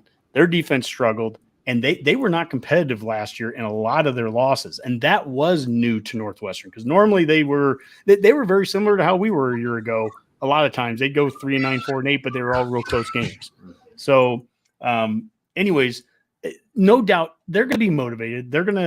They want to get that taste of last year out of their mouth too. I mean, it's 2 3-9 teams playing against each other. So both of us can sit there and say, hey, no, we sucked less than you did or whatever. But at the end of the day, but we're also different. They also have 2 conference or at least divisional championships in that same 4 years. Sure. Oh yeah. So we better be more hungry than they are. Oh my gosh. I mean, at the end of the day, when we bring in 35 new players through the transfer portal and through normal recruiting, more than a third of our team that's going to basically be playing or out there on the field, more than a third of it is new. Yeah. I mean, these are guys that don't have any of that background. They don't even remember. They don't know that we beat them 56-7. They weren't part of that. So it's, you're hoping that all the bad thoughts are gone with bringing in new guys that don't have those memories.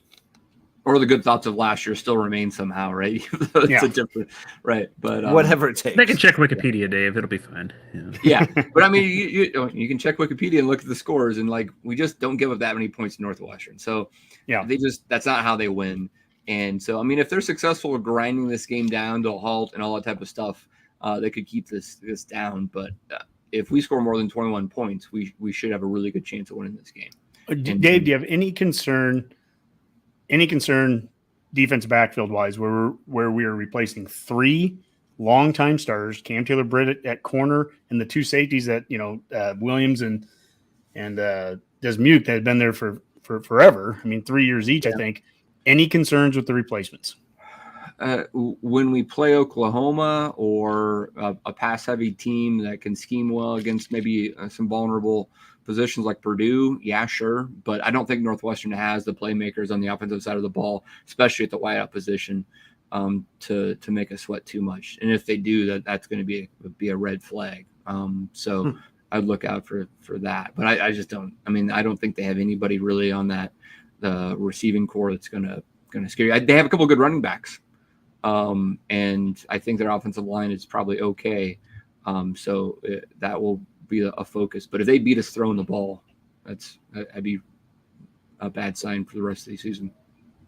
Ominous for sure. Yeah. Yep.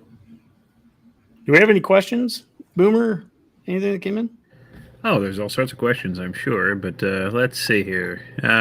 What do you want it to be? Defense, offense? Well, we're talking overall. There's all sorts of good stuff. Or a wild card. Here's one from here's a wild card. Do we have an advantage being there a day earlier before Hydrox, getting more practice potentially? Yes. Yeah, absolutely. Next question. They just showed up today. They showed up today. We showed up yesterday. Mistake. So we have an extra day of acclimation, and then they're going to stay a day later afterwards because they have a bye week on week 1. Did they not see our coach slide down a banister? Yeah. Why would they not get there a day early?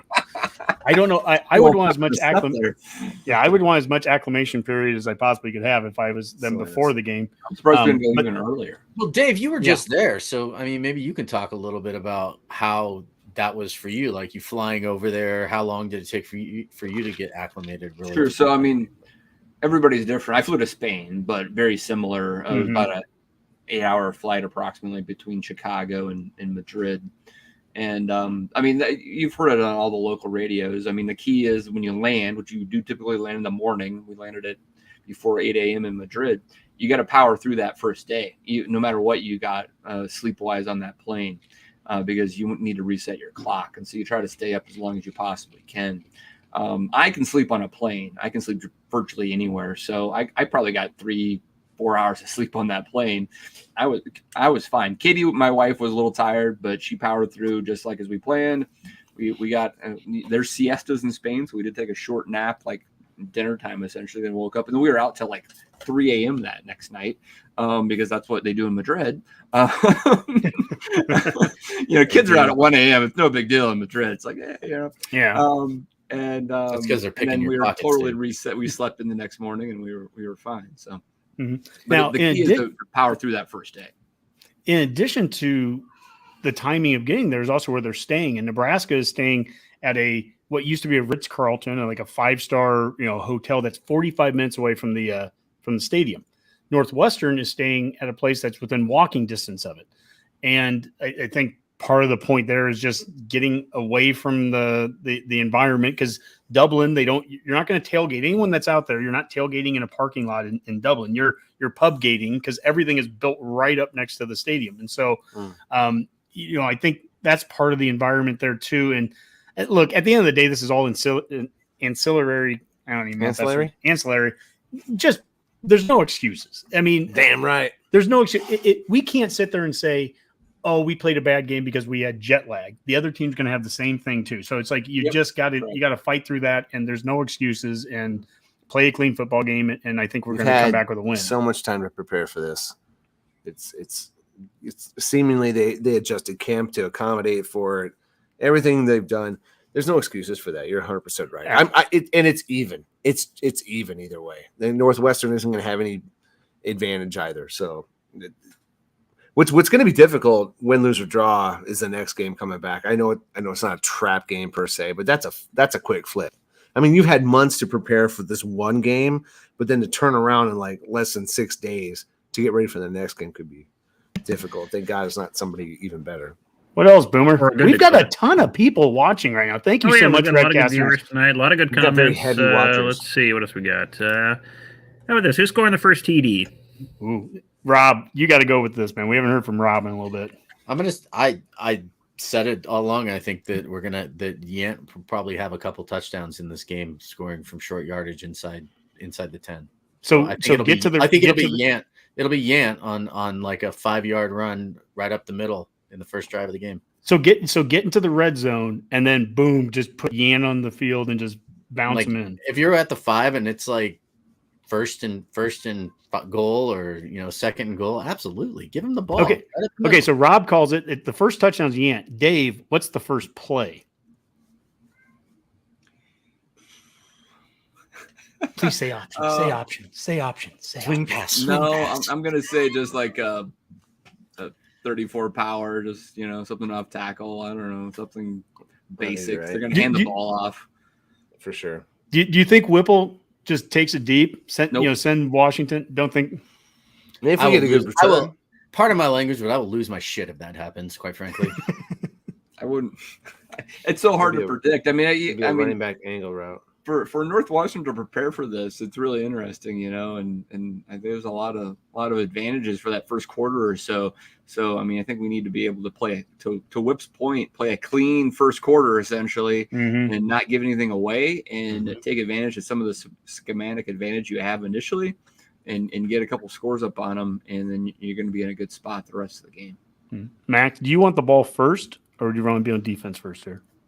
Oh, defense for sure. Best foot forward. I think our defense is everybody. I think offense is the hardest thing to have right first game, first drive. So I'd rather just go on defense first, put them out, and possibly get another possession. Guys, we're talking about a football game. In 3 days, we're finally talking football. Mac, I think it's interesting to me. I think in normal circumstances, I would agree with that. I'm wondering, I've heard a couple of folks talk about how in the last, 5 to 10 years, practice. You just don't have as much contact any longer, right? You only have a couple of scrimmages, right? And it's easier for an offense to get into a season flow, just playing 7-on-7 and playing a lot of stuff where it's not tackling down to the ground, and you can get your timing down and all those type of things. Defense, you need to tackle, right? I mean, remember a couple of years ago, it was the COVID year, Navy didn't tackle at all during their fall camp. In the first game, they come out and they got blown out because they couldn't tackle anybody, right? It was Navy, right? And Ken, the coach, I was like, I'll never do that ever again. Some people are like, defenses are, and again, this is coming from the betting guys that look at all this stuff. They're like, the over in a lot of these early games now hit in the first couple of weeks of the season because the defenses aren't ready to play yet. Do you buy into that at all? Listen, I'm historically wrong about all my predictions. So, I mean, you could be right. It was just kind of how I felt at the moment, but you can make your argument and I could agree with that as well. I'm still waiting for Manning to have his breakout season. So my only thought was our strength last year was our defense. And I feel like in a lot of ways we could have enhanced it with even a better front seven. The back end, maybe some question marks, but a better front seven makes for a better back end. And offensively, we've got so many new parts that, I just thought maybe defense. But like I said, Dave, I'm probably wrong. Well, Max, Boomer, can you pull that one back up from Anthony Hayek? And he goes, anyone else wondering if Fitzy is going to try and start the game off the same way Nebraska did last year and go for the deep bomb first play? I don't know that they have one receiver, their main guy back, who scored the touchdown for him last year. I don't know if they have a quarterback that can throw that. But part of the question is, do they have the ability to do that same thing? And now they've got, they have two quarterbacks, and that they're probably going to play. I think we're going to see two quarterbacks in this game. But they just have I really see Northwestern playing a pound it out, slow the game down, slow the number of possessions down. Really, I see them trying to play the same game that we did against Oklahoma a year ago. If we can lessen the number of possessions, we're in good position. And we were against Oklahoma. We won the style of play against Oklahoma. We lost the game, but we won the style of play. I think Northwestern, they would rather have less possessions in this than more in terms of, both teams there. So, I think Northwestern is going to come out there, and again, to me, the most important thing is first down defense, and that's against them trying to run the ball up the gut and trying to get 5 yards and just keep moving the chains. And that'll tell us a lot. We're going to learn a lot from this game. I mean, you always say that for the first game, and then you get done with the first game, and it's like, well, next game we'll kind of have a real feel for this. But I think you mentioned it before, what we need to see for the first game. But if special teams is good. If defense is good, it's going to be a good year. But, equally, we'll know pretty quick if we're playing bad football. We'll know pretty quick.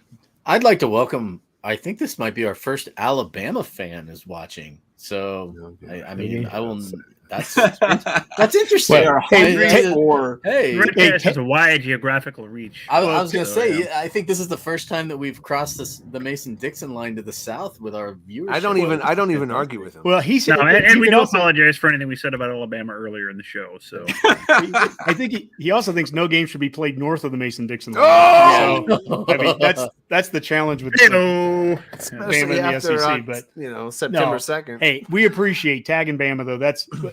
Let me just say this. I'm going to give a shout out to Bama here, as a fellow blue blood, and Coach Osborne. Coach Osborne was the greatest of all time for the longest of times. I absolutely love the man. You can make the argument now for Saban. You could probably make the argument. Unbelievable what Saban has done. I will give him all the credit.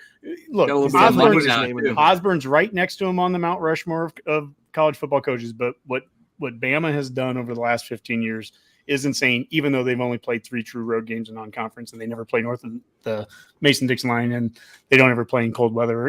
But it's still amazing. I'm not trying to crap. Still very good. It's still very, very good. I would take what Bama's done the last 15 years. Achieving.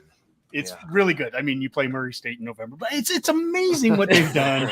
and you play 8 conference games, brilliant scheduling on their part to get a bye week. Too. So it's not a bye week. 8's only one less than 9, so that's good. It's very good. No,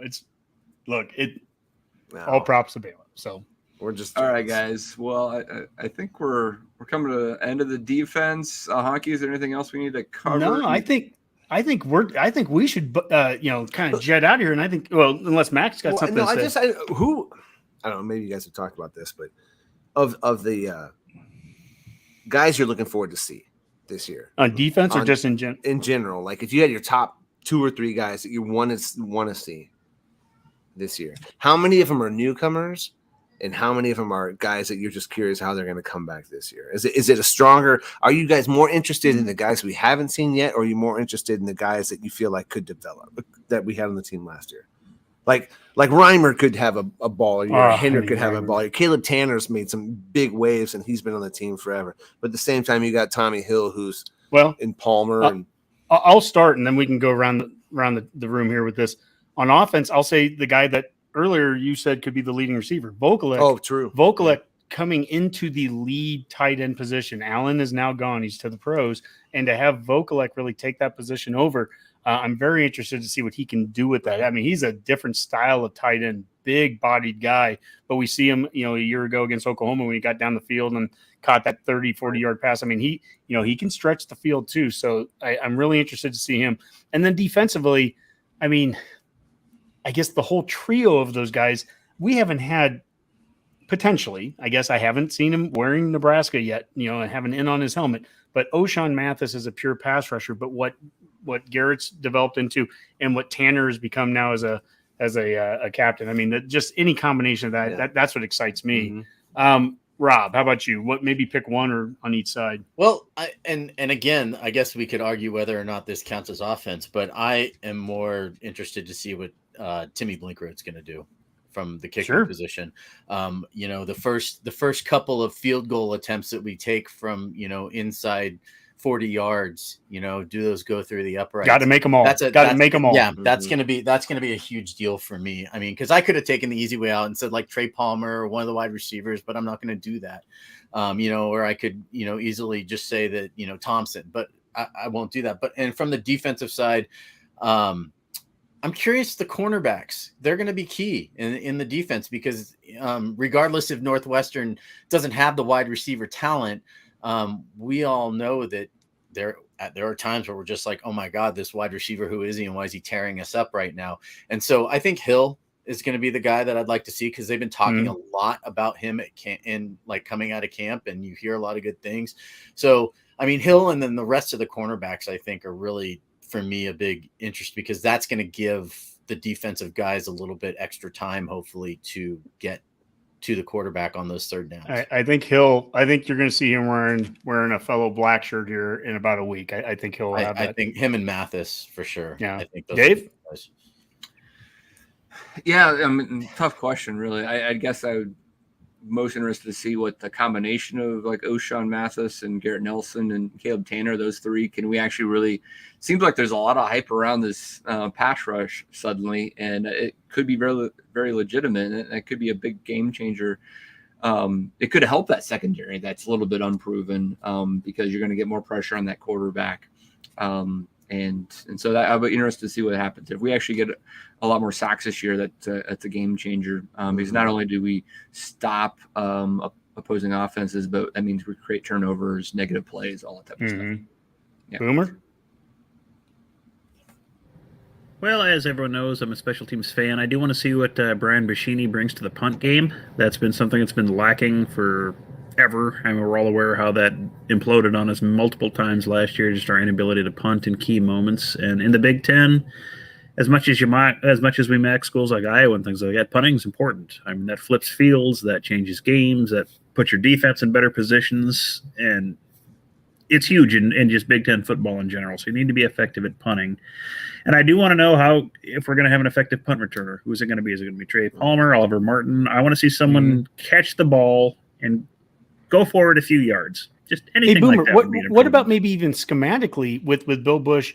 Not just even an individual making a play, but what about what if we come out with two returners in a set, or there's different things that we can do schematically too there. Yeah, I mean that would be nice. I mean I want to focus on just being able to punt the ball, the direction everybody's going first. Let's baby step and those sorts of things. Or try to recover a punt and step back into the end zone. Yeah, little things like that. Let's baby step to the more fancy formations. Having flashbacks right there. But I think if we can show early on that hey, if we need to punt the ball well, we can.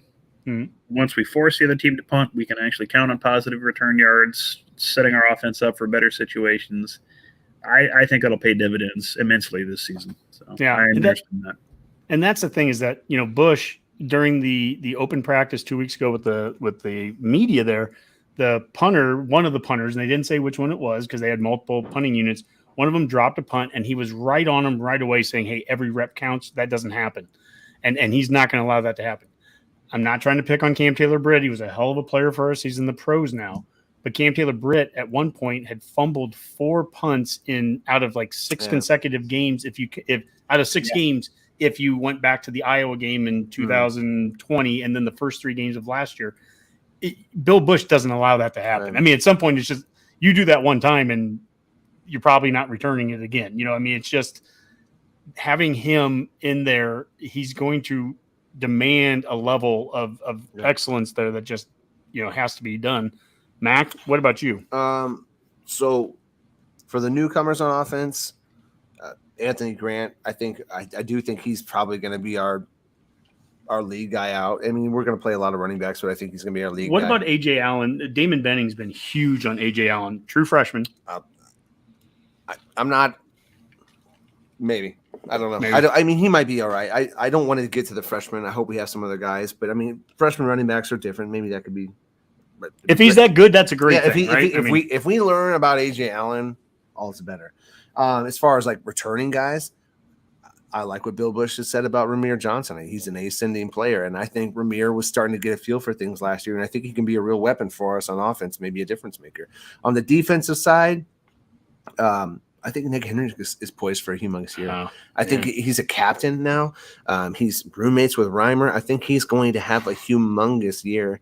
And then for the newcomers, I mean, obviously O'Shawn is super interesting and like this defense last year would have been elite with one really good pass rusher. This defense last year would have been elite with one good pass rusher. And if he's that guy, then it's a whole different conversation. This defense was so good last year, and yet it had 2, I think, big deficiencies that hopefully have been corrected here. It didn't make the big plays at times. There were times it dropped there was 3 interceptions it could have against Iowa that it dropped, and Iowa turned those into field goals and points. And it wasn't just the Iowa game. There were other games where we didn't make that big play. We didn't get the sack, right? If we have a better pass rush, make a big play. The other thing is we have to get off the field on 3rd down, and not just – I'm not talking 3rd and 1. No, like the 3rd and 16. Those are the maddening ones. And go back and watch that Oklahoma game a year ago. There were times that we got them into 3rd and 12, and it's like, yeah, you did everything right. Get off the field. And so getting off the field on 3rd down, it plays hand in hand. You get those 3 pass rushers out there, and now we've got more athleticism and more of a pass rush, and they're in a 3rd and long situation. Okay, now it's time to get off the field. So, and I always say this, I'm not picking on the Iowas or the opponents. They made the plays too. They made the plays to successfully get it. But on our end, we've done the work. You get into 3rd and longs, get off the field. Yeah. Yeah, for sure. Yep. Henry could be cool too because he's a 4-star Nebraska kid recruit. Like it would be nice to cash in with on one of those Reimer guys. sitting next to him. And I mean, that there's a lot of reasons that a lot of storylines you could really get behind with these guys. So. Hey Boomer, you just put up some of the kicking stats too in the chat over there, and I just kind of want to follow up. You said Bleak Road made 15 of 18 field goals attempt. He was also perfect. I think he was 9 of 9 from inside 40 last year, and he was 16 of 18 on extra points. Yes. So yeah, and so I mean, but you put the 15 of 18 on field goal attempts with a career long 51 yard. The 3 he missed were from longer than 40 yards. So I mean that's a game changer right there. If he can continue, hopefully he doesn't end up like Nebraska ball players where these guys can hit 3-pointers and they're sleeping and they show up on our field and they can't hit a shot from 5 feet away. You know what I mean? It's streaky. Connor Culp was pretty good for 1 year too.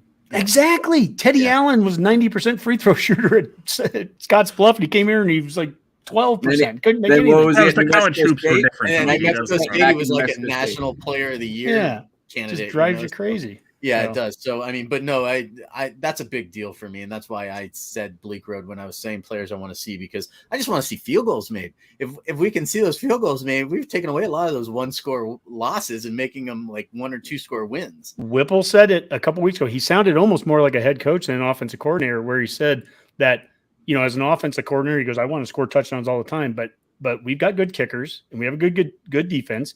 Let's get points. That's the most important thing. Let's walk away from possessions, at least getting points. And that puts pressure on the other team. And to your point, Dave, if we kick 5 field goals and we have 15 points, that already puts pressure on a Northwestern team that traditionally doesn't score a whole lot more than 20, right? I mean, so just walk away with points. Go Big Red. Go Big Red. Dave, take us to the Betcast. The Betcast picks of the week. All right. I got Redcast Rob and Boomer, and this is kind of the Betcast crew. Producer Skip also obviously will assist this year in ways, but resting beef. What the fuck is that? I don't understand. You can follow up on the comments later, Dave. Yes, please. Honky and Mac are big on betting, so I get it. So we're gonna focus this segment on the Betcast, and let's bring up that Betcast Pick'em graphic again, just to make sure everybody knows that we have the Yahoo Fantasy College Football Pick'em. It's alive right now. Go ahead and join. Hopefully, there's more names than myself and producer Skip on there. They go Big Redcast bets. Group ID is 5209. That is the group ID that you really need to have. That's more important than the name itself. So 5209, and password is Betcast. So guys, we'll have a little preview segment every Redcast, typically on Mondays or sometimes Tuesdays. We'll break down how we did the last week and talk about some of the games we're looking forward to in the next week, and then we'll make sure that we get our picks in for a social media blast by Friday, and obviously we'll follow this pick'em quite closely. Week 0 games obviously are out there already, and there's been a lot of betting action on season win totals. I don't know if you guys have any bold predictions. I can run through some of my season win totals that I've picked out in our week 0 games. Rob, where do you want to start? Geez, I mean, why don't we just start with Nebraska and Northwestern? All right. Let's just jump right at it. It started at, I think, 12 or 12.5. I think I've seen it creep up all the way up to 13.5 or so. Boomer, you might well bring up those numbers. I think the over-under had been around 49.5, but it's already creeped up to 50.5 now, and I think we'll continue to move in that direction. I think if you like Nebraska, you want to grab them right now before it gets to over 2 touchdowns. It's a big spread. Obviously, we beat them by a lot more than that last year. I think the spread was 11 last year, though. I don't know, Rob. I'm not going to take Nebraska to cover that. I think they could do it, but I think the better bet might be the over at 49.5 or 50, because I do think that defenses will be a step slow, and I think there's going to be points scored on Saturday night. Do you think Northwestern will score enough points to put that over if Nebraska's not going to cover that spread? They're going to score at their high end. Which is what? Double digits, maybe? About 20. Okay. 20 plus or minus a point or so. I'd see 17 to 21 might be where I'd see Northwestern, and I think we'll drop more than 30. So that's where I think you can get over that 50 mark. I think Northwestern's just not that good.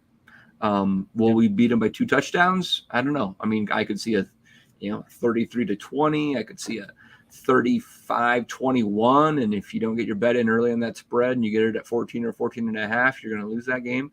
I think the over is just a little safer play is my take. I actually agree with you on that one too, Dave, because that 12.5 only scares me in that if Fitzgerald is successful at slowing the game down, while I don't think their offense is going to be good enough to generate the points like you said, they will take points off the board for us by just not allowing us to have the ball, right? So, and they may hold us to it.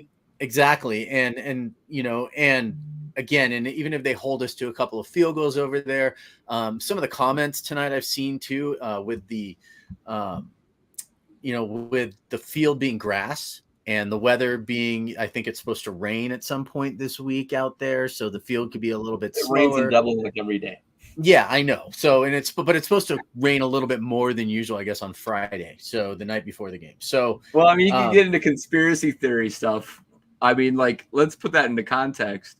Northwestern is notorious for letting their grass grow in Evanston, and not mowing it and having it being very long. Unless I don't mow my lawn either, Dave. So right, yeah, unless I mean, I mow mine like using every 2 weeks. his like Irish connections there, and is making sure that the folks at the stadium are making sure that grass is extra long. It won't be as bad as it is in Northwestern every year. So yeah, I mean, and that's my point though, is that I think that the game's going to be slowed down a little bit over there, and also because it's the first game of the year, and it's against a Big Ten opponent. You know, it is going to be what it is, which is a Big Ten game, and so I do think that you're right where I would take the over on the points, but I don't. That 12.5 is a scary spread only in that regard. Yeah. Boomer, I think you showed Vegas Jeremy Brandt. He had 28-10 as his prediction. He's taking the under. What do you think about that? Yeah, I would lean more towards the under on that for all the reasons you've touched on. Northwestern's going to try to slow the game down and may be able to do it slightly. And if the weather is kind of a little slick and slippery, it may slow things down. And it's the first game for our offense too. They're going to be trying things. I would anticipate Nebraska to be trying to establish that run and just kind of keep the game going slowly. So I would probably, if I was going to bet on this game, I'd probably push towards the under. I don't think Northwestern's going to score a lot. So, they're not going to have a huge outpouring of offense. So it just depends on what Nebraska does. And I think 28-ish is probably a fair guess to what Nebraska's going to do, somewhere in the 20s to upper 20s to low 30s. I think just based on first game of the year and just kind of taking your time. I don't think Northwestern's going to score a lot. Yeah. They haven't for a year now, and I don't see them improving this year a whole lot. Yeah, even in their good teams, they don't score that many points. So. No, they don't. So yeah, I would lean towards the under if I was going to bet on this one. So. Yeah, and I have not placed this bet. I don't know if I will. I do have a bet. Out there already. I have Vanderbilt covering against Hawaii late on Saturday night. I think I got it at 6.5. Hawaii, I think, is going to be a bit of a hot mess out there, and we'll see if Vandy can actually cover a touchdown. Another one that I think it follows Nebraska on Saturday is Illinois versus Wyoming.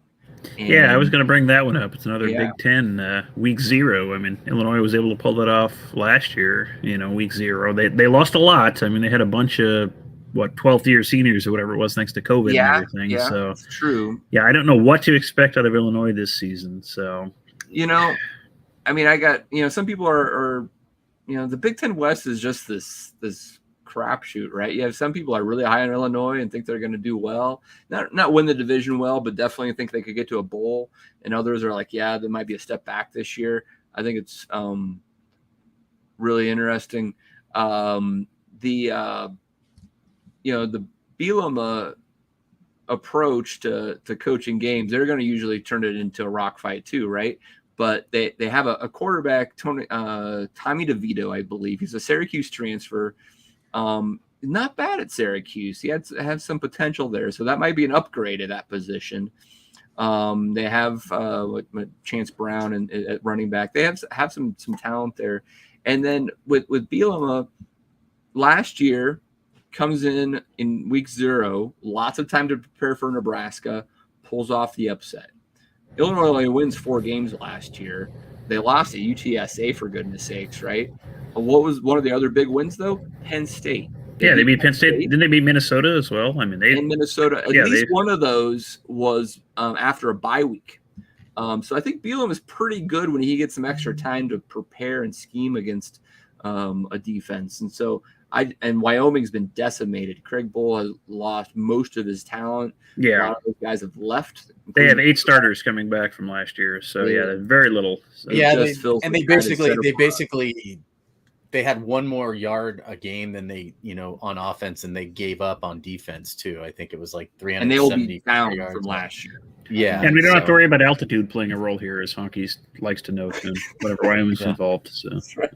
So I do think Illinois will cover whatever that spread is right now. I think it's anybody have that number handy? Currently 11, or you can get 10.5 on FanDuel, but otherwise 11 on the other side. So I like that number. Altitude. Yeah. I mean, Dave lives in the Mile High City. We know these things. That's right. Go for a run and see how you last out here.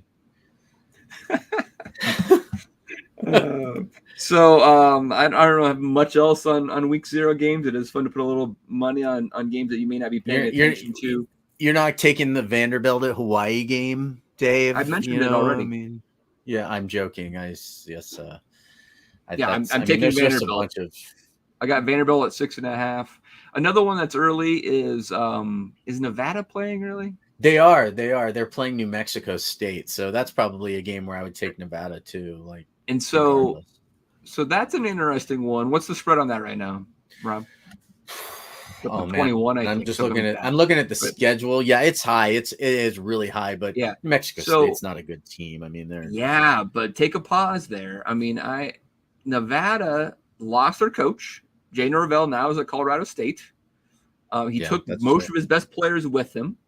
Nevada's a big hot mess. They could be a really bad team this year. I like taking New Mexico State to cover a big number there. That's fair. Week 0. That's fair. I don't know what the spread is in week 0, and there's not a whole lot. I mean, they have stuff out there, but again, I won't be betting. The spread isn't a lot really. Right now, it's Nevada, but you can get them anywhere from -8.5 to 9.5. So there you go. Yeah, I still think I'd take that. There you go. Yeah, and Vanderbilt's like one of those teams a lot of people are kind of high on, like not to like win a ton of games in the SEC, but it's supposed to be a better team this year, right? Than what they've been. I guess if you believe in Clark Lee, I don't know. I mean, I'm just talking about some articles here and there that I read about him. I don't really care that much about Vanderbilt, to be honest with you, but Well, let's talk about some other teams that are worth maybe being high on in the season win totals. And you're talking about Vanderbilt. Another one that we've often talked about on the Betcast is Kansas. Mm-hmm. And we've got Kansas at what's their win total right now? 2.5. 2.5. So we need Kansas to win 3. That is correct. Look at their schedule, Boomer. I'm pulling it up as we speak, so it's always a crapshoot with Kansas. They've got Duke, which I think has been slumping. Yeah, Duke has got a coaching change and in a transition. Tennessee Tech. All right, they should beat Tennessee Tech. Houston should beat Tennessee Tech. Houston would probably be a loss, but you get 2 wins in non-conference. If they can beat Duke, can Kansas win 1 game in the Big 12? They won one last year. They beat Texas. They did. They did. They're usually good for that one weird upset in the Big 12. They are, and I do think. And they got Texas at home this year. Lance Leipold is a good coach. I think. Yeah, you got Oklahoma in a weird scenario. I don't know what Iowa State's going to be like. I mean, oh boy. That Duke game is so key on that. If you think they can beat Duke, I think you throw some money down on the over and just to see what happens. Who knows? I mean, if they can keep it within 1 score against Kansas State at the end of the year, then there's a good chance that they win that game, since we know how their quarterback is in 1-score games. Ooh, that's cool. Low blow. All right. Well, let me run through some of these other win totals that I've got money on, and I'll start with a similar program to Kansas right now, Arizona, who I think had 1 win last year. But I took them over 3. Jed Fish down there, I think, is doing a good job. And I think they can get over 3. So that's another one of those really low numbers that seems to be for the taking if you're interested. I did take Illinois over 4.5. That's a really low number for Illinois, and I think it's out there for them. Heck, they had 4 last year. So, what 5 do you think they're going to win, Dave? What's their non-conference? Their non-conference is Wyoming and Virginia and Tennessee Chattanooga. I think those are all 3 wins potentially. Virginia going through a coaching change, and what was the other one? Tennessee Tech or something? Chattanooga. Chattanooga. We played the Moccasins. We know those guys. And so they just need 2 wins in conference. Yeah. And they play their conference games are Indiana, Iowa, Minnesota, Nebraska, Michigan State, Purdue. Indiana. There's a win right there. Yeah, there's Indiana, so that should be a win. So Yeah. Well, that actually might not be a bad pick, Dave. And they play Northwestern in the last game of the season, so Yes. that could be your 5th win. Yep. And they also play Purdue, and nobody knows Purdue's that one team. Nobody knows they could win the West and they could finish last in the West. That's what I'll be shocked if they win the West. I will just say that right now. I will too, but I'm just saying. I'm going off of what the pundits are saying because I know that Dave likes to read those. Since stuff. We're in the Big Ten, other Big Ten season win totals I did take the over on Michigan at 9.5. Michigan's schedule sets up relatively well. I think everything coming out of the Michigan camp, everybody thinks they're going to be pretty good. And I think they could get to that Ohio State game, maybe only looking at one loss at that point at worst. And so I like Michigan over 9.5. Well, yeah, because that one loss is going to be to Nebraska, right? Could be, I suppose. I'm not going to bet on that one right now. I mean, we were one fumble away from beating them last year. And, it's kind of interesting. It depends on how you like to play these season totals because your money's out there for a long time. But sometimes they'll give you a number that's just too easy to take, even though you're not going to make a lot of profit on it. Ohio State, there's sites out there with over 10.5. Yeah. And I'm like, they're not going to lose more than one game. They could lose a game, but they're not going to lose two. So I feel pretty good with Ohio State over 10.5.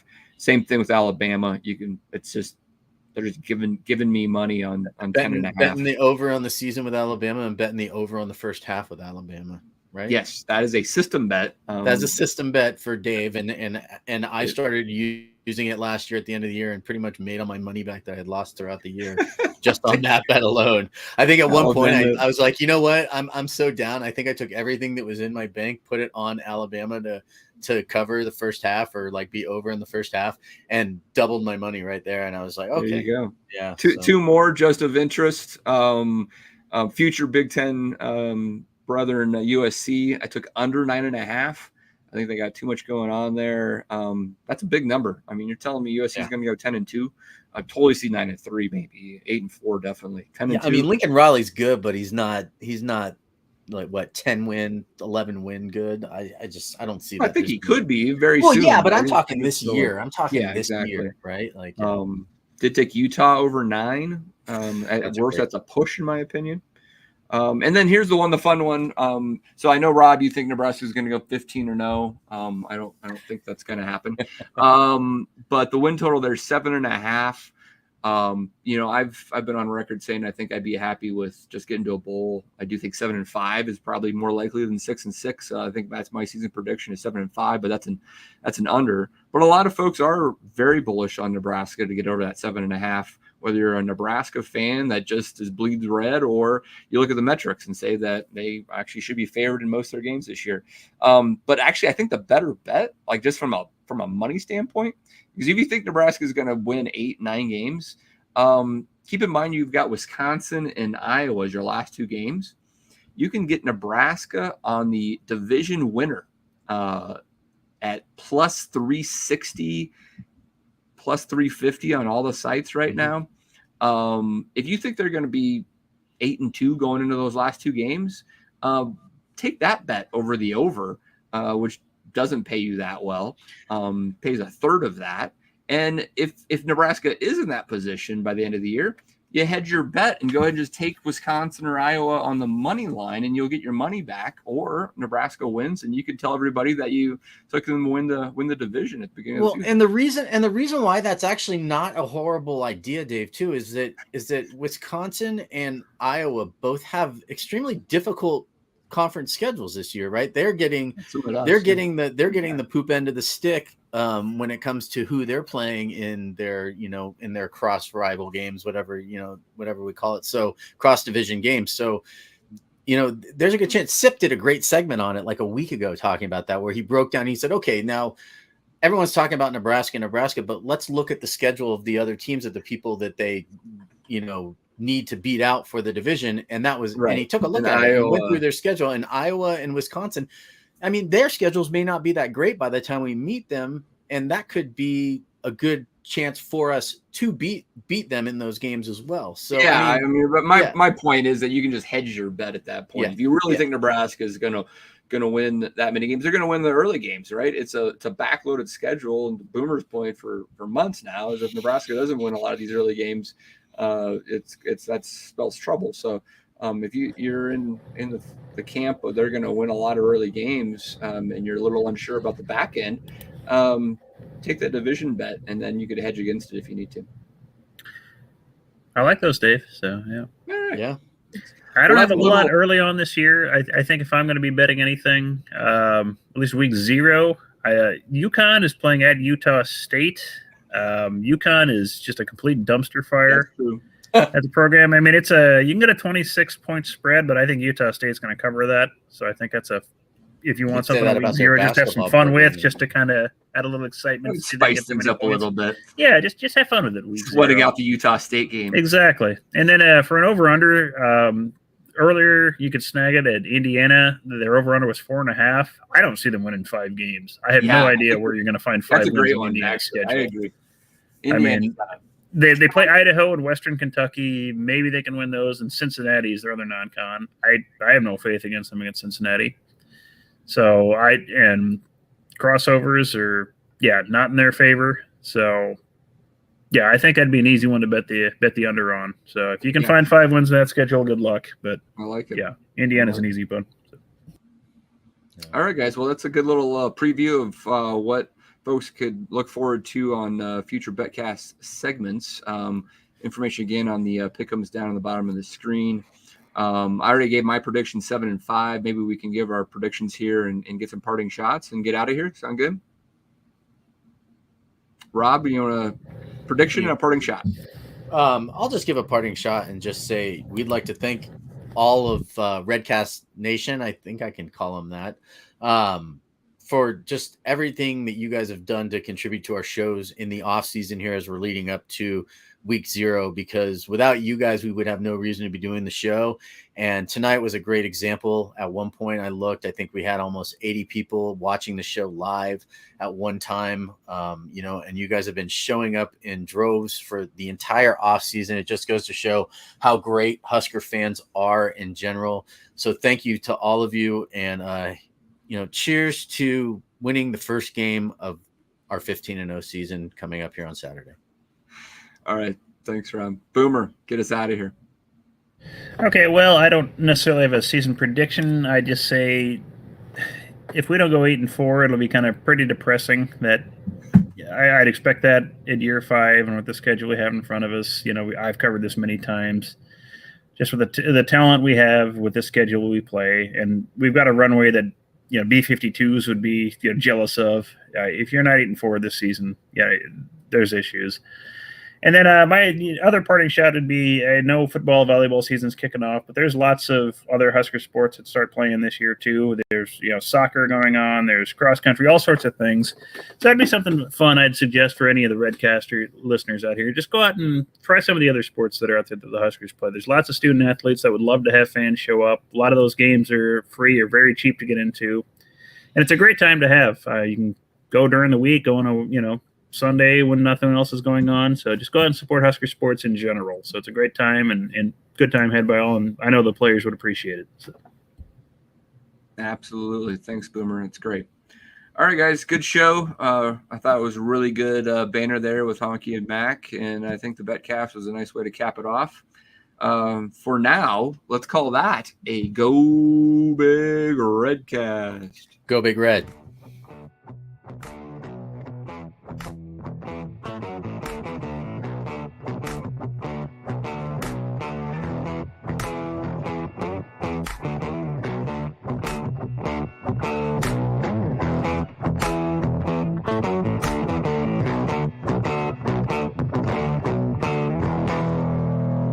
A Huda Media Production.